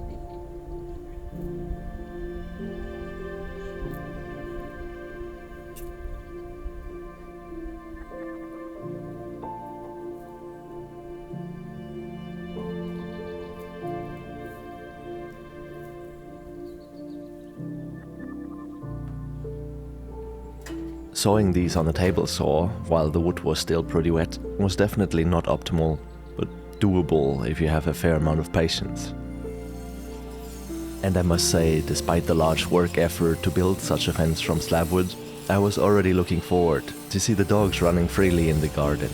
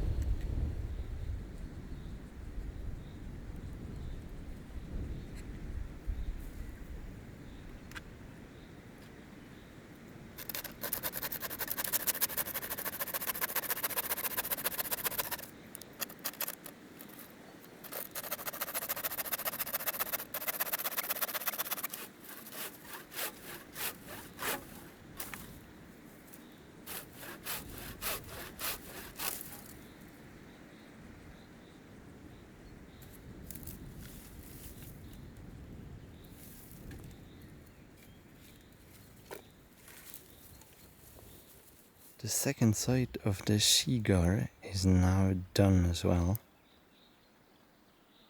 That means we only have one more short side left before the winter.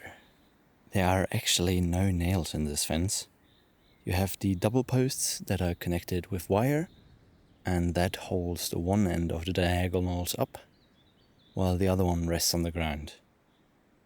I've put some rocks under it, so that it's not directly having ground contact, as the wood isn't treated, and it is a bit better if it stays dry.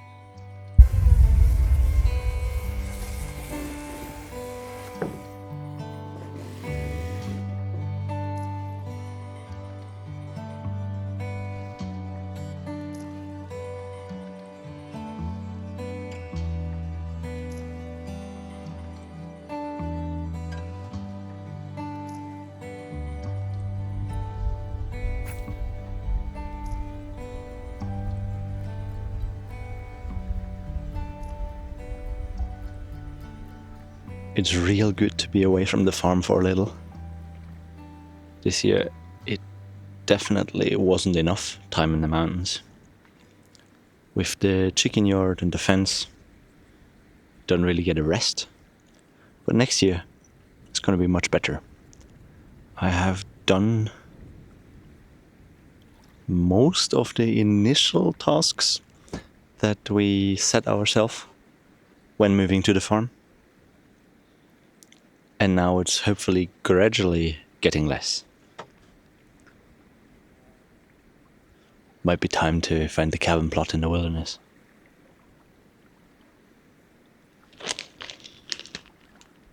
Brought some goat sausage from our friends. And it's actually real nice.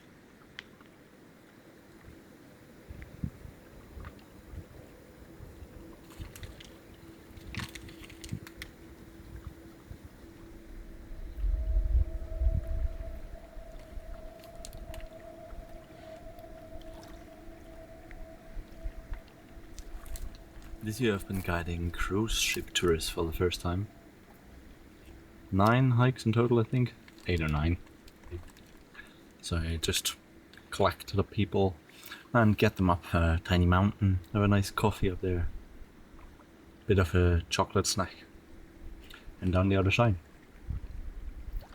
And it's really nice to actually spread the outdoor life, outdoor mentality that you have here in Norway. I didn't think it would be my kind of work. I might be a bit too antisocial, but it was alright. Every 2 weeks, I can manage. Yuki was the big star of the show.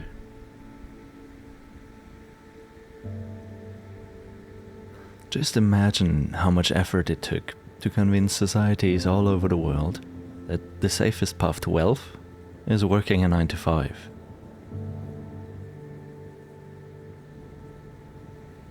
All my life, I had severe problems with regular work schedules, to the point where constant money struggles are still worlds better than taking orders and having a day job. It is quite ironic that I'm working pretty much all my time to avoid having a job. There is a very important difference though, and that is that every minute is decided on my own account. There aren't any alarm clocks. Morning coffee outside can take an hour, and if the sun shines, you leave for the mountains. When you sit there in nature on a Tuesday morning, aware that the world is only turning fast in your own head, you know for certain that this is all there is.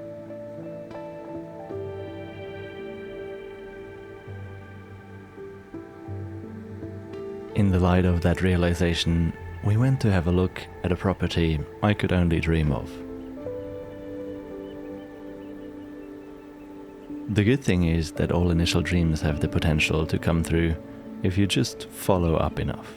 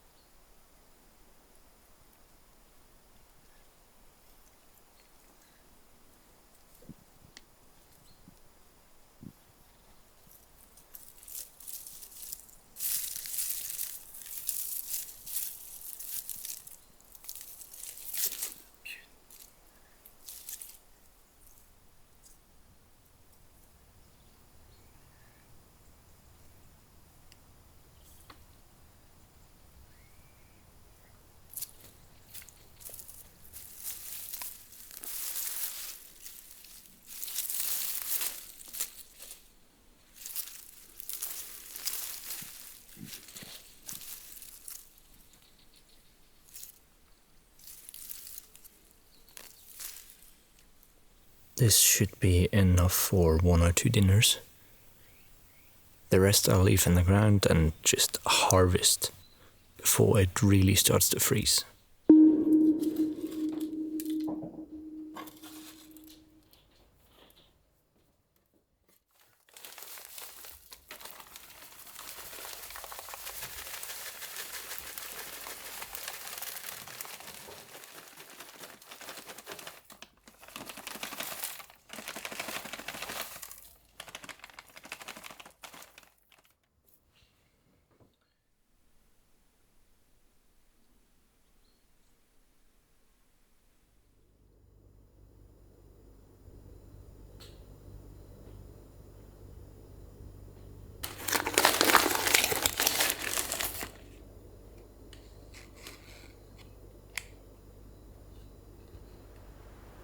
We have one more side of the fence to go, and today was the first night frost of the year. Although we had 0 degrees in the night, over the day it has been pretty warm, with 14 degrees plus, and beautiful weather. This guy here is a little late as well, but it is the only sunflower on this property that made it to somewhat of a size.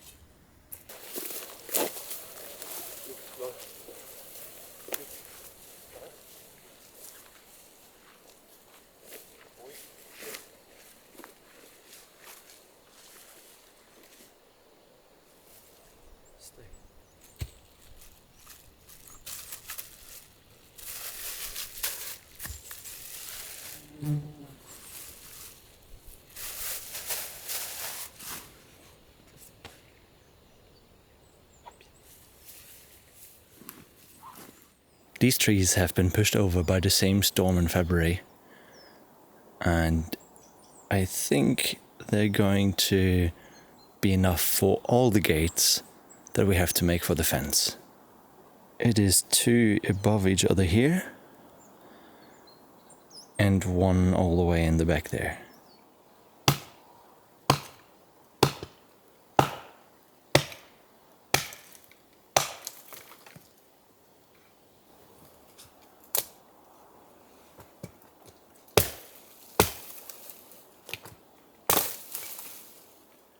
There is a bit of a bend in the stem, which is not gonna look too well as a gate post. So we're cutting it here. It should be approximately as thick as the other one that I have, 24 centimeters. And then after this, 3-meter pieces.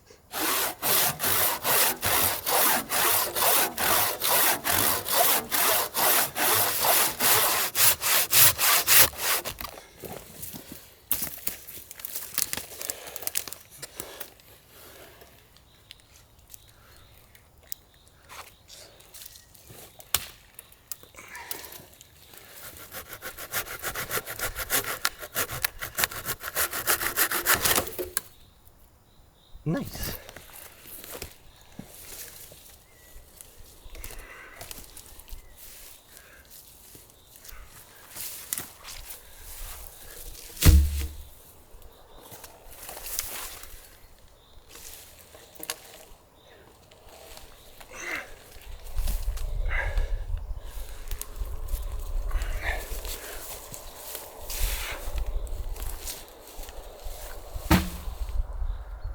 going to give this guy a sharpening, take off the bark, and then hopefully drag it down a little bit today and the rest in the coming day. Tomorrow we have some rain, and this was relatively dry, so it might get a little bit heavy again. And we have quite a steep slope down there, but I might be able to just roll it down.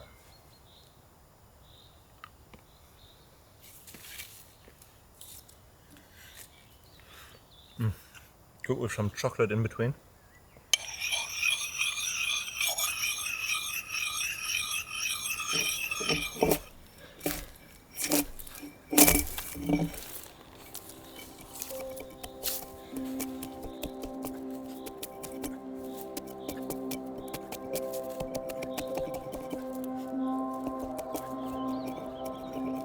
Hey!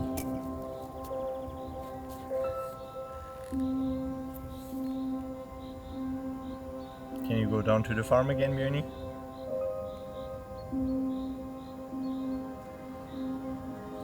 See a Norwegian forest cat now? Definitely not Siberian.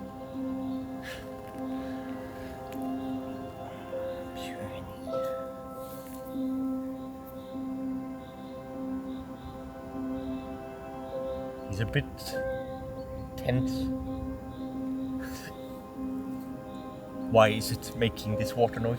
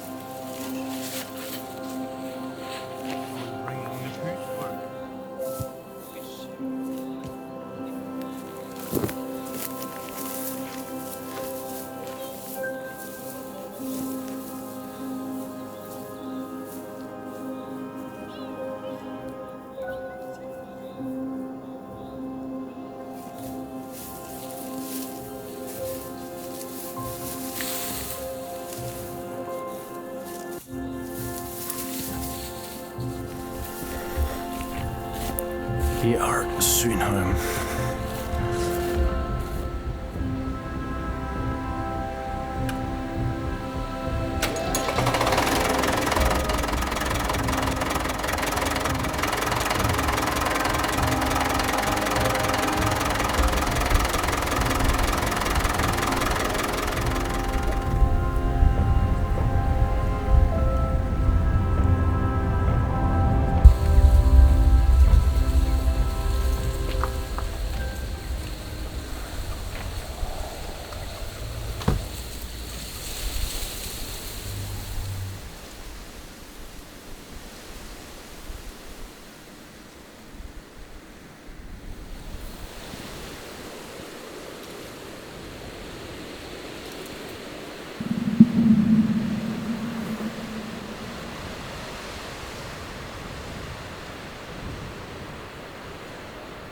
It is pretty windy today, as you might see, and it also has been during the night.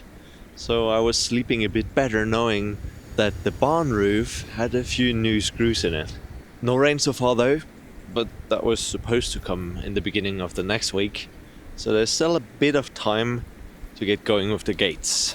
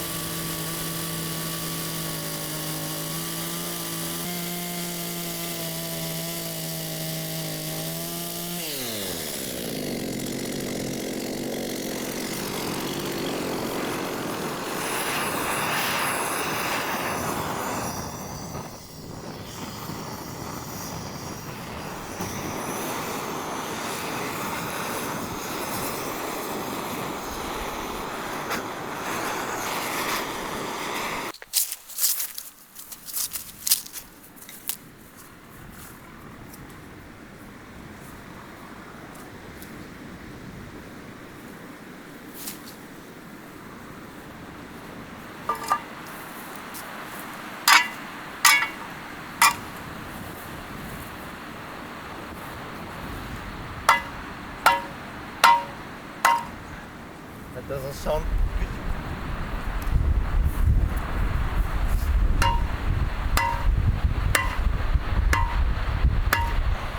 Oh, it goes down. Yeah, I know, it goes down.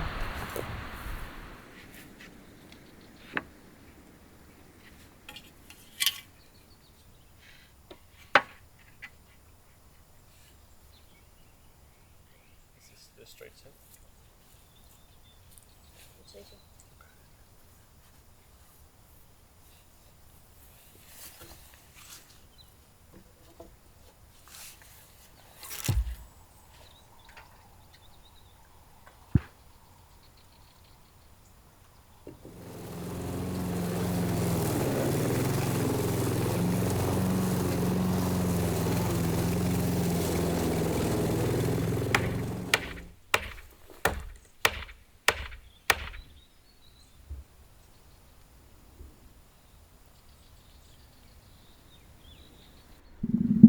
During autumn and winter, we tend to have a lot of moose around the farm.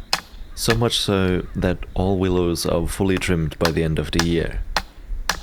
To protect the new fruit and nut tree seedlings from getting devoured in the first season, they all had to get a temporary chicken wire tube until we can fence the whole field during the next year.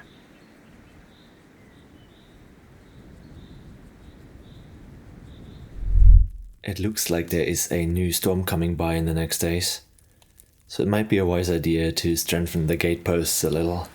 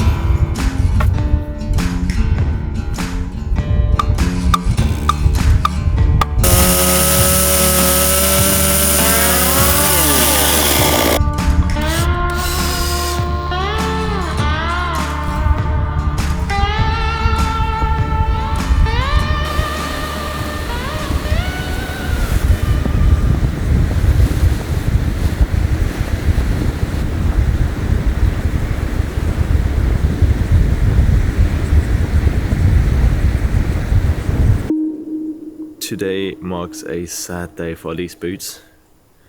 This opening is not completely justifiable anymore, and with the wet grass you're constantly having wet feet. They were actually one of my favorites, because the rubber on the bottom you could be in kind of wet environments, even standing in water, and the textile on the top kept them kinda cool. Usually boots are either too warm or not waterproof at all, but these ones actually did both. Sadly, the brand Viking is not selling those anymore, so I had to find an alternative.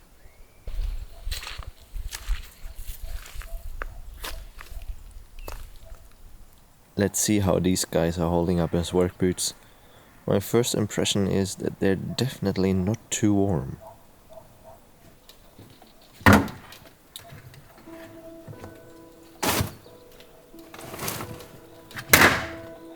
By mid-October, autumn was in full stride. The swamp and the leafy trees had been glowing orange for weeks, and you could feel the first real night of frost was just around the corner. We still hadn't finished the gates for the fence, for the dogs to run free, and the chicken barn needed a lean-to roof extension, otherwise we wouldn't be able to open the door when the snow was laying.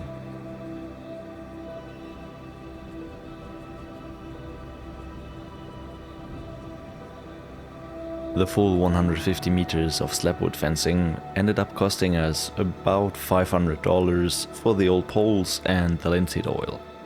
It took me about 3 to 4 work weeks to build all of it, but in comparison to hiring a company, we saved at least $7,000.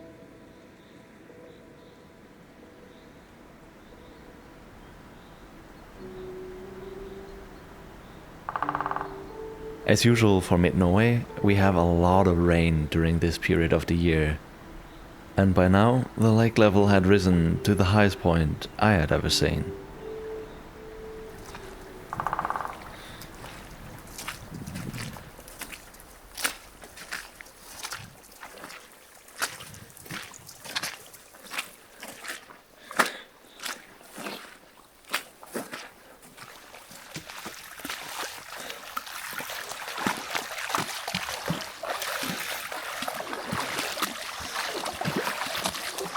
It's getting deep here.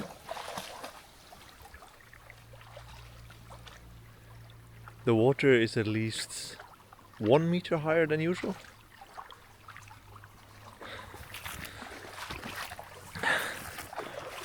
Wow.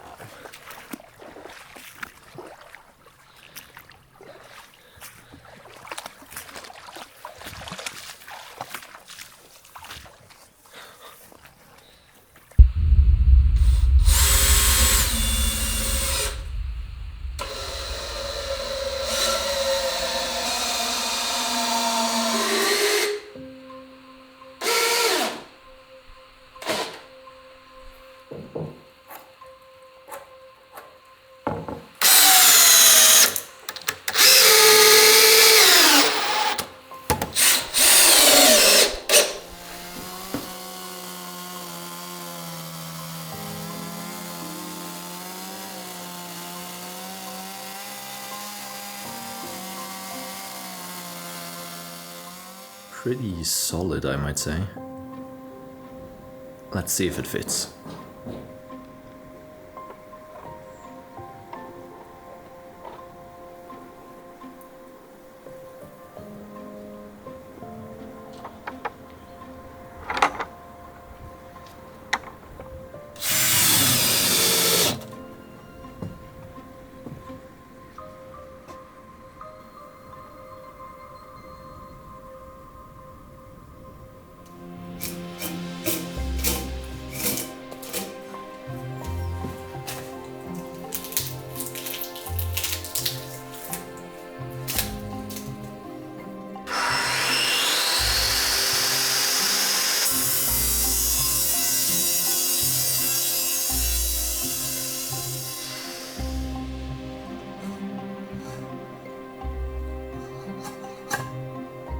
This one turned out a little bit better than the first gate. At least I now knew what kind of mistakes I could make. And I think it looks alright. This should be just enough to get through with the Ferguson. If there ever is need to. I need to remove a little bit of soil there. But then it should be wide enough.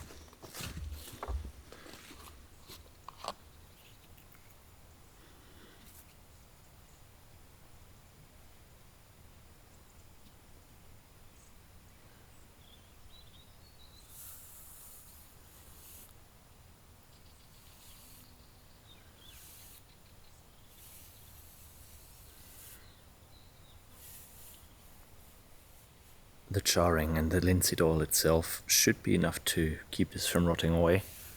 But I think I'll still put a cap on top.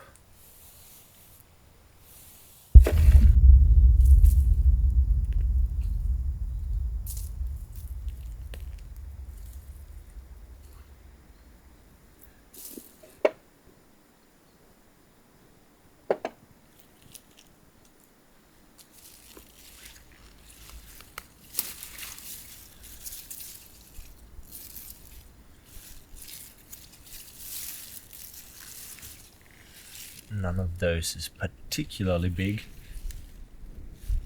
It was a rather cold spring. Last year they were much bigger.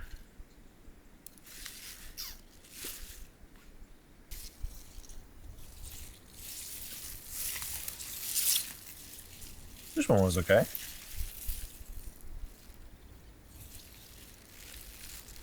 Good thing that you can eat the leaves as well. This is what you get if you spend most of the year fencing and not growing things. Since the very first day after moving to the farm, we have been thinking about building a visitor's cabin. The applications that you have to go through to get a plot regulated take a lot of time and are rather expensive, so they have been pushed aside for a while. But now, with the prospect of getting help from an excavator, we thought we could at least get started with leveling the area.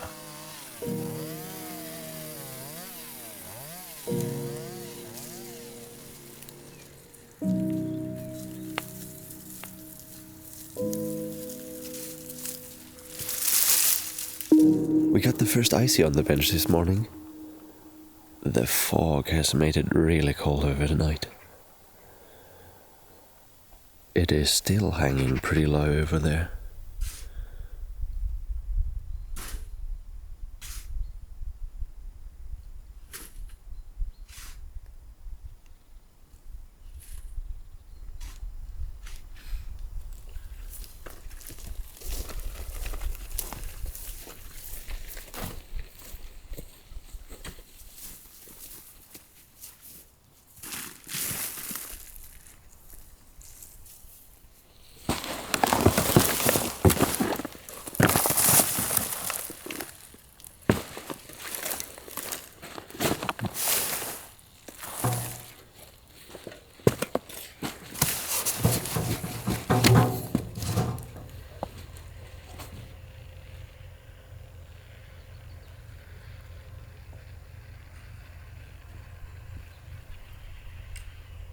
At least I managed this one today.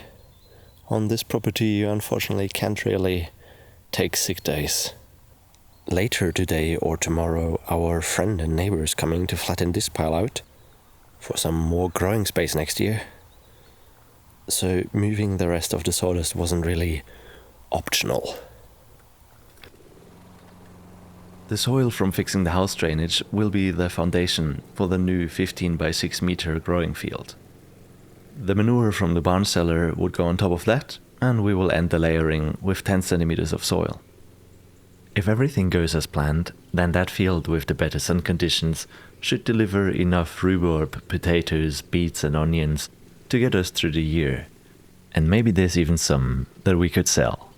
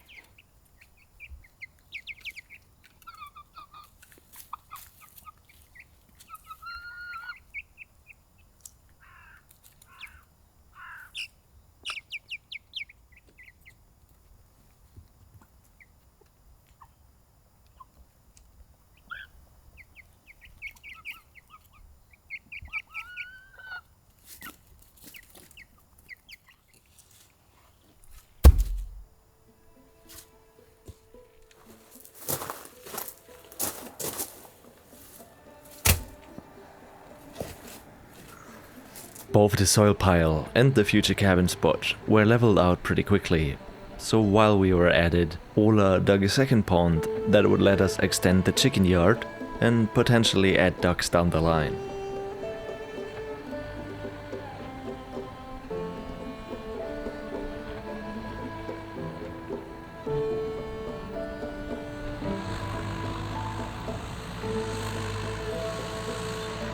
He also added a drainage ditch to guide the large amounts of surface water from our field into the main pond. That pond's water level fluctuated a lot during the last year, but with the new setup it should fill properly every time it rains. And as a bonus, it will also keep the runoff from the hills from chewing up the tractor road, washing down gravel into the field below every single autumn.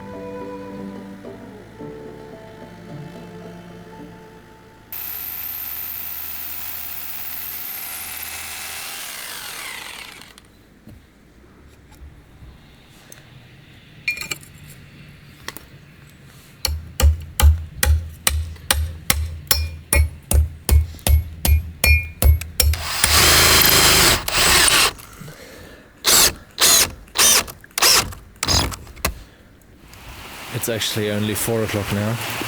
After the shift to wintertime, it's pitch black at 5. And the rain isn't helping.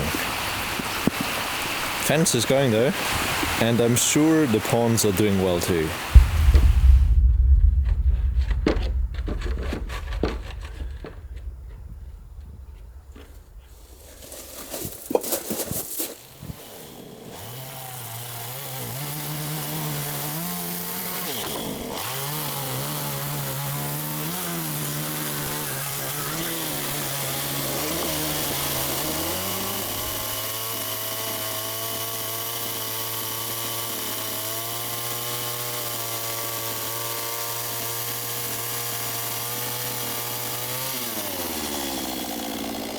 The new ditch has been working really well. All the overflowing water is now passing under the gravel road, through the pipe, and then down a tiny ditch into the pond. You can see that now, 10-12 hours after the last rainfall, there's still a steady flow. The second pond that got dug over the weekend is now completely full and flowing over into the first one as well.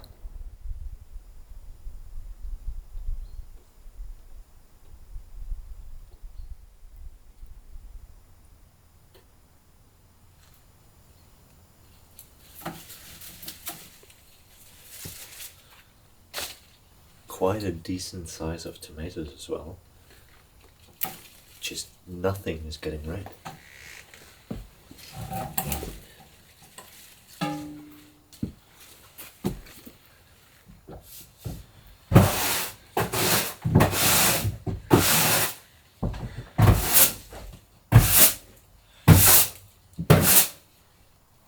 This is about it for 1 year of tomatoes in a west-facing greenhouse in Norway. A real sunny day today.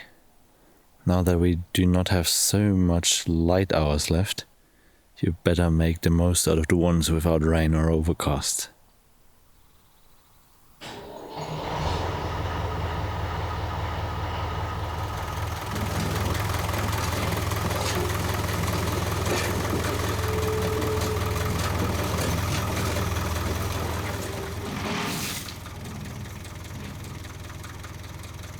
Filling the gaps under the gates with soil was the perfect first task for our small Massey Ferguson 35 from 1959.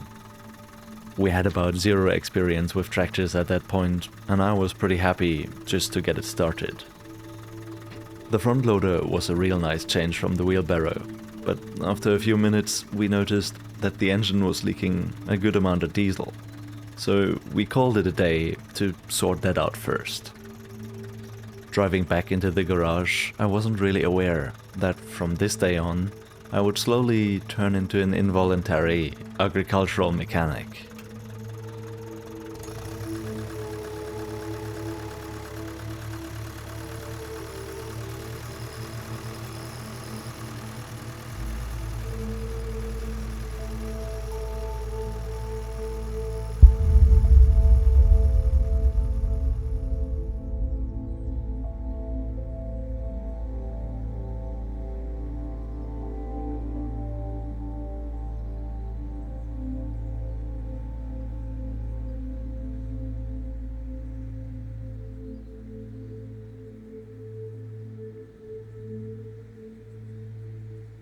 With the gates in place and the second pond dug, the only thing left on the checklist was the roof extension of the chicken barn. As soon as the cold and darkness settles around the farm, life gets a lot slower. It feels like somebody suddenly turned down the volume. Even your body and energy levels follow the light, and the calm days in front of a fireplace were actually something we were looking forward to after the extremely busy summer.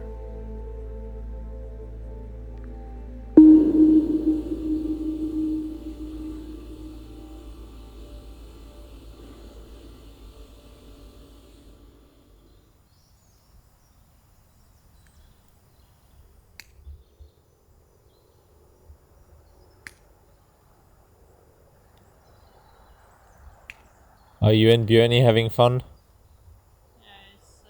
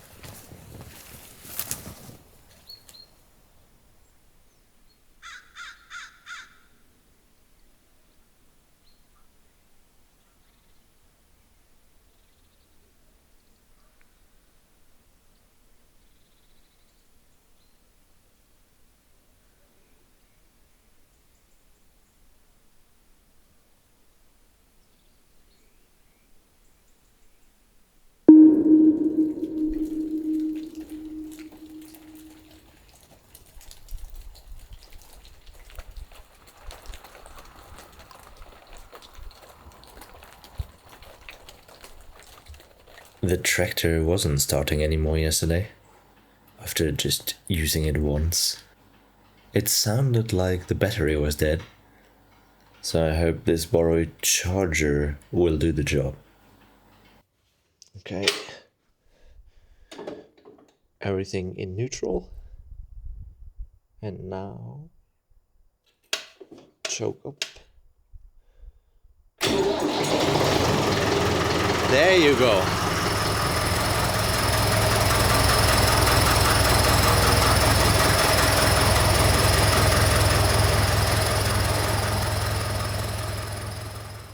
Looking at the tractor, I wasn't able to locate the diesel leakage at first glance, and this time it seemed to be much less.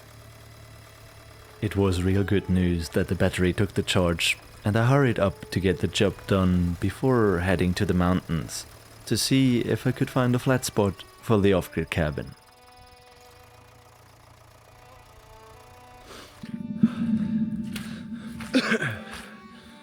We're trying to go over to the potential cabin plot today. It's November, so the days aren't all too long, and I got to start at 12. Quite a lot of walking in a pretty fast pace to be back before the darkness.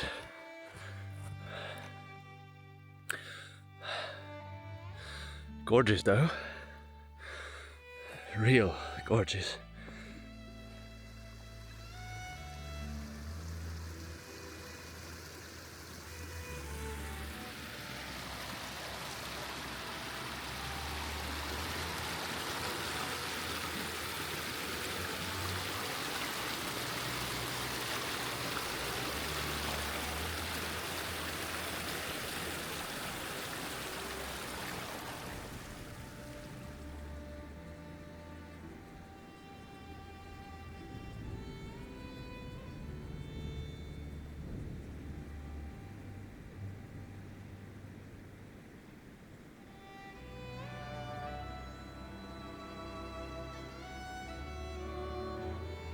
We arrived on the potential cabin spot.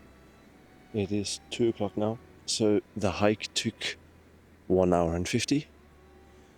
It will get dark pitch black at 5, so good time to get back. Now I just need to find an even spot of ground that is on the right property.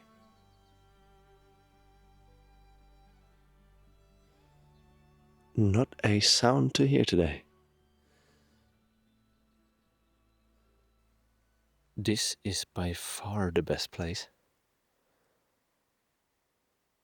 Quite flat, not so much swamp, but I need to check if those 2 trees are still on the correct property. That would be even better, but I think that one is on the other property.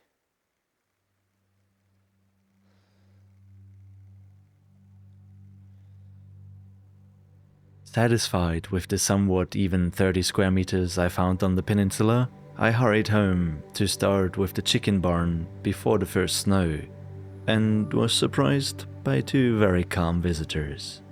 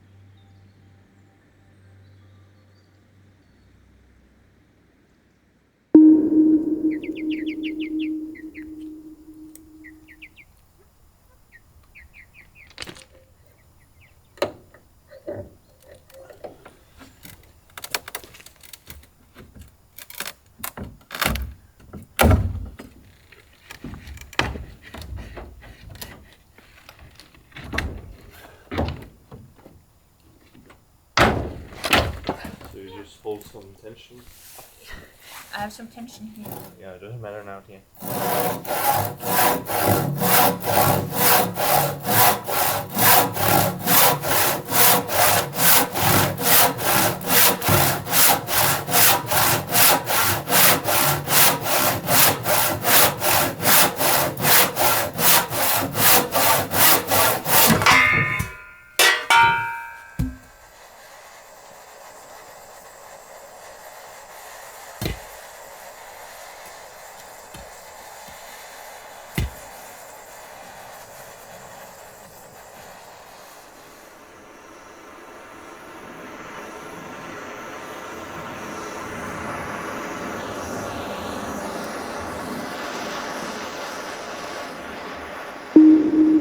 We got quite far yesterday.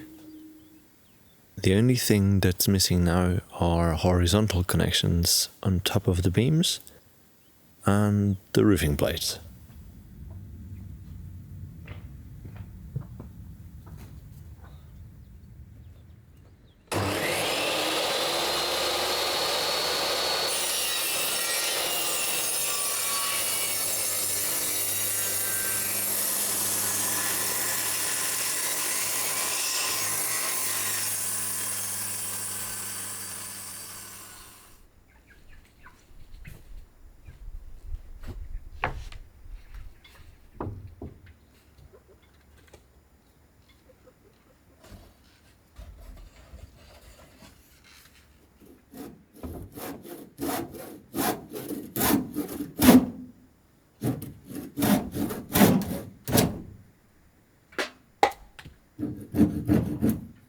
These leftovers are going to be a bit of a puzzle. I had a few cuttings from the greenhouse that I really wanted to use up here. I at least have my support group down there. They're surprisingly social.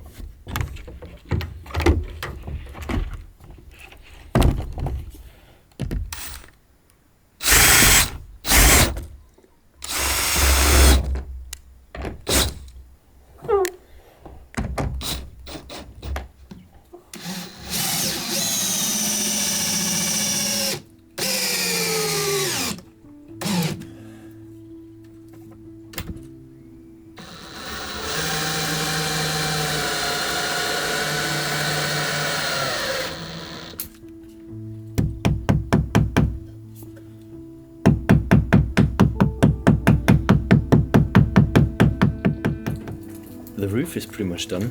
Now the only thing that's left is detaching the net from the rope and then adjusting it to the new position. Just need to remove some cable binders. And then hopefully we can call it a day.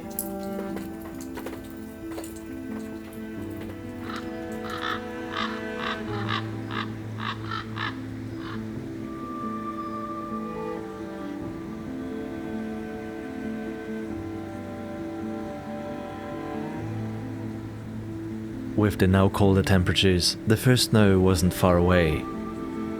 But the tractor was still leaking fluids and the lights weren't working. Thankfully, Ola offered to have a look at it together and I drove it over to his insulated garage.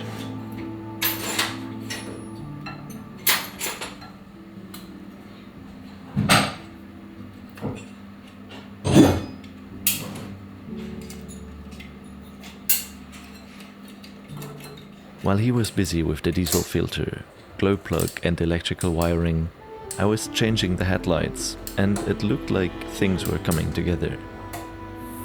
But just a little after that, we realized that the front tires did not have any life left, so the tractor had to stay over for a bit longer.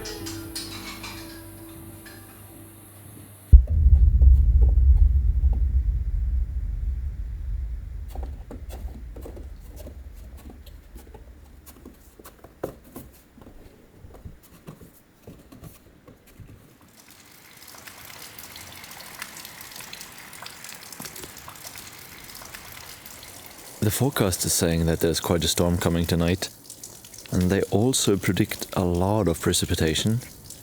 At plus degrees, But in our valley, it's usually 2 to 3 degrees colder than what the forecast is saying.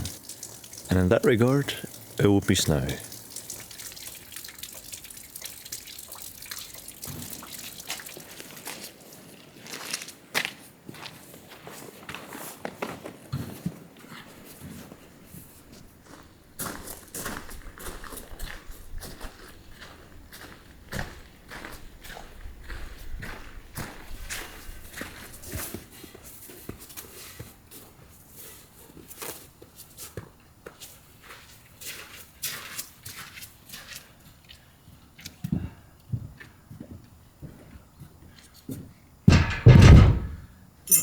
With the new creek over from the other side of the field, the pond has really filled up overnight.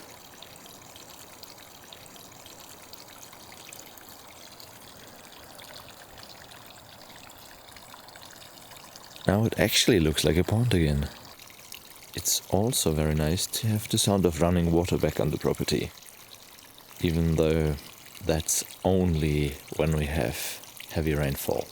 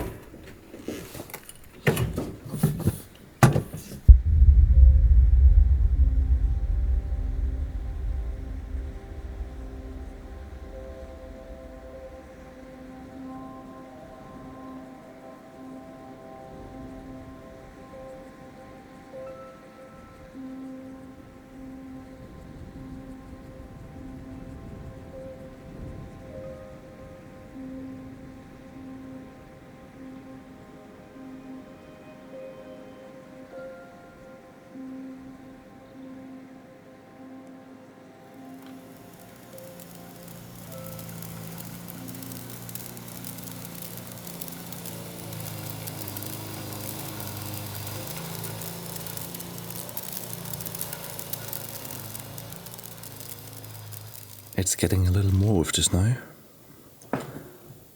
I guess these are the first 15 centimeters. And there is at least 15 more millimeters of precipitation to come. Things are looking real pretty now.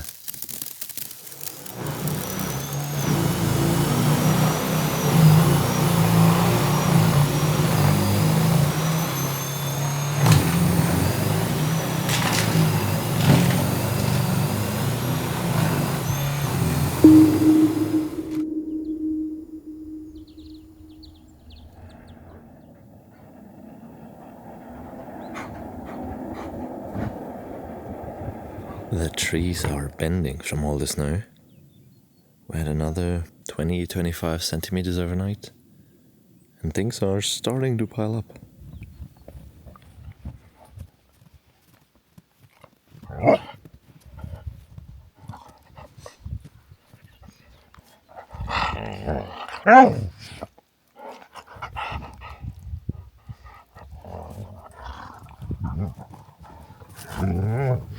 You see, the barn entrance isn't that accessible anymore. With the plus degrees in the meantime, most of the snow fell down, and now it would be really useful to have a tractor.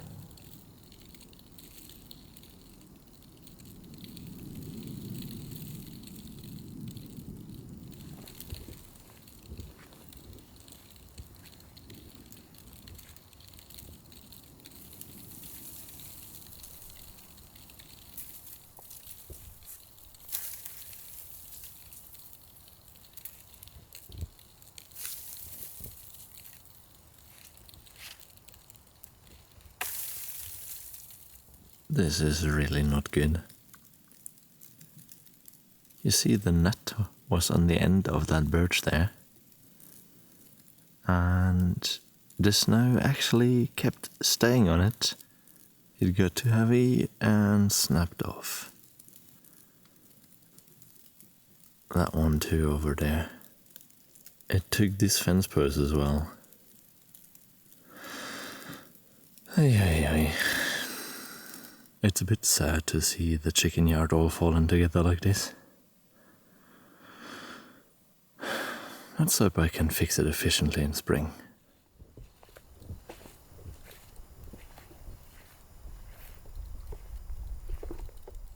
This hunting spot didn't turn out to be as good as I hoped to. So we're going to move the tent a bit farther over there, because now you can actually see the tracks of the road here, and they're mainly going down here at the end of the field.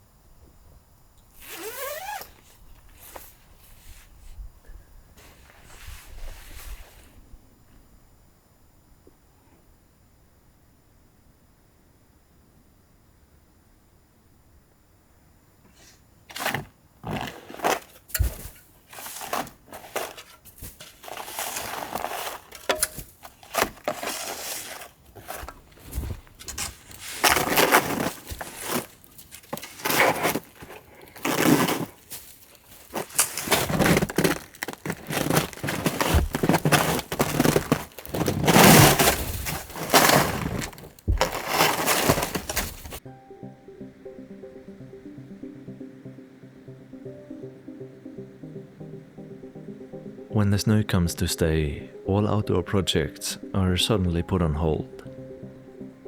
Anything that depends on workable ground, like digging, setting fence posts, moving soil, or emptying the manure cellar, becomes impossible.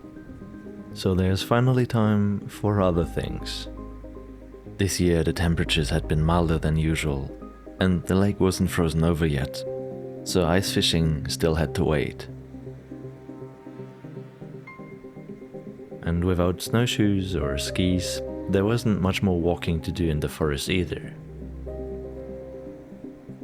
But the long and dark days make it the perfect time of the year to catch up on computer tasks, plan projects for the coming year, and do all the mending and repairing that was long overdue.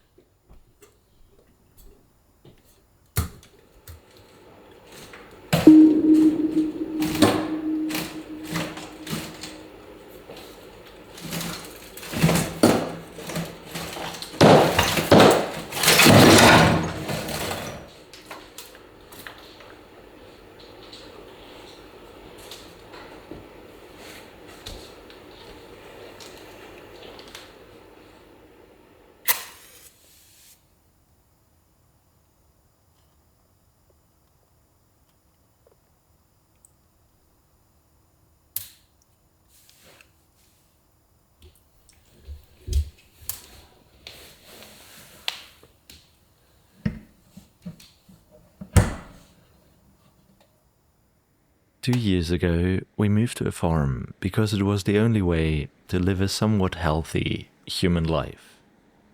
With a background in strength training and nutrition science, you learn pretty quickly what humans need.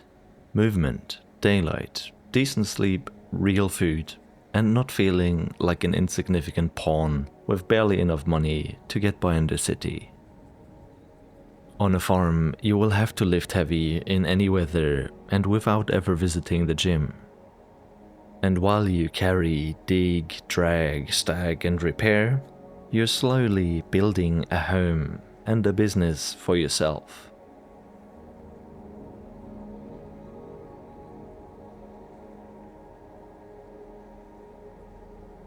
When you own land, you always have the potential to earn money from it. You won't get rich, but it feels like you can actually affect the outcome of your life. Compared to the city, food quality is now something you can easily influence. What you can't grow or raise yourself, you surely find on other farms. And it's really not about being a self-sufficient, idealistic hermit. It's about living somewhere where you can afford a home and live a life that feels human.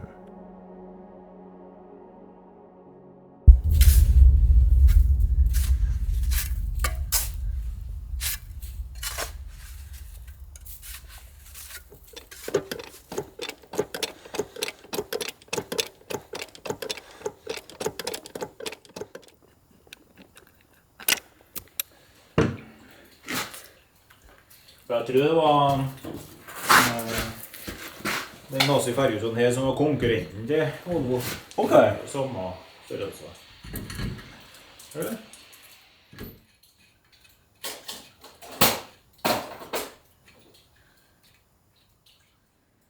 Finally, we have the tractor back home. Now with one new tire and one tire borrowed from Ola's Volvo. The lights are working now, both in the front and in the back. We got the chains on for winter usage, for which we had to move the mud flaps, and we got to change the diesel filters. Once we were done with all those repairs and were ready to start the tractor, it wasn't starting anymore. It looks like the battery died, even though we had charged it for several days, and I don't think it's coming back to life. So we're going to have to invest a little bit more and get in a new battery. See if it will start then.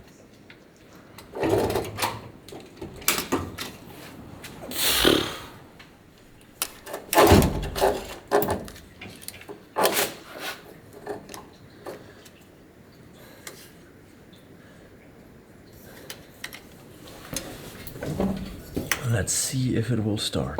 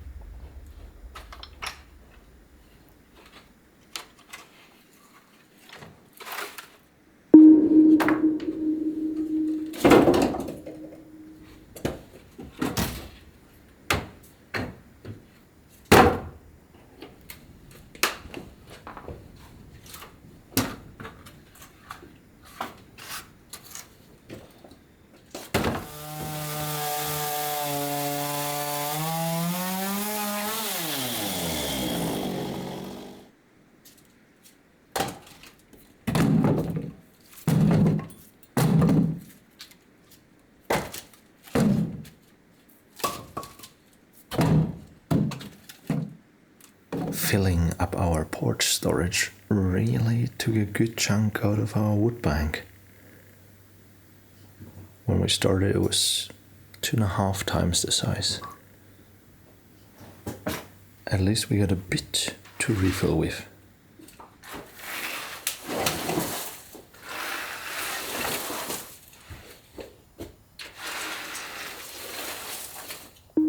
It is quite foggy today. We started with some sun, but it came in quickly, making it a pretty bright day for the 21st of December, the shortest day of the year.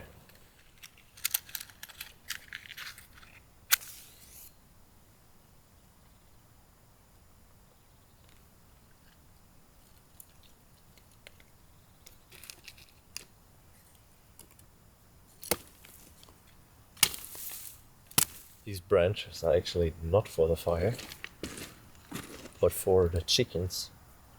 Let's see if they're gonna nibble on the needles, and if not, over time it makes a good bedding and it smells good.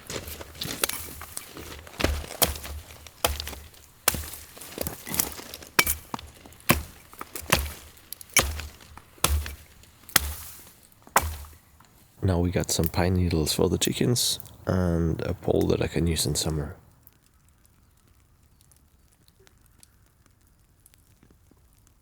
It's 1 o'clock now, and the sunset is at 2:30. You don't get so much daylight here.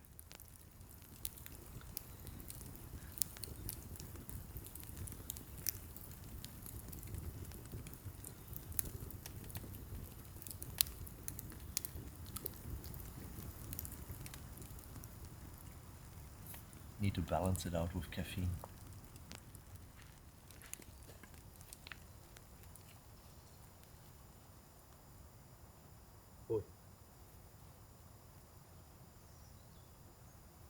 Stay. Stay. Stay.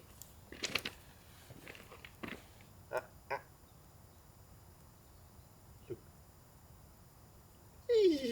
There go. Ja. Have yours. Oh, is that nice?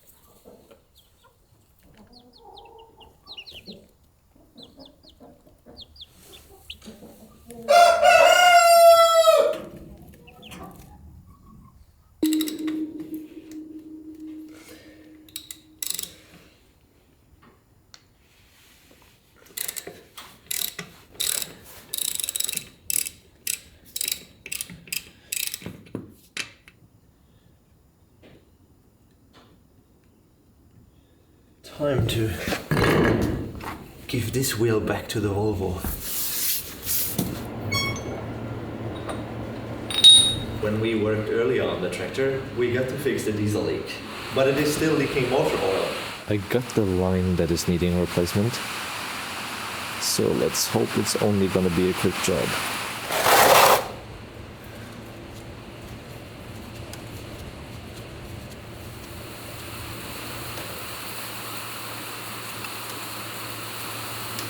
You can see the old line was pretty bent there, and hopefully the only reason for the oil leakage.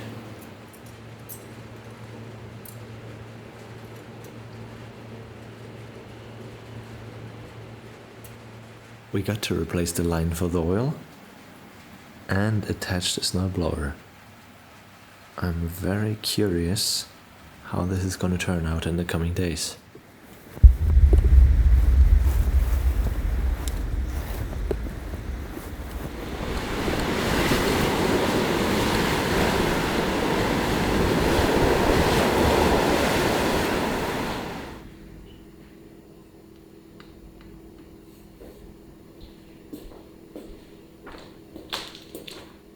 We got quite a fair amount of snow now. And from Thursday on it's supposed to be -10, -11. So it's the perfect time to figure out if the snowblower on the tractor actually works.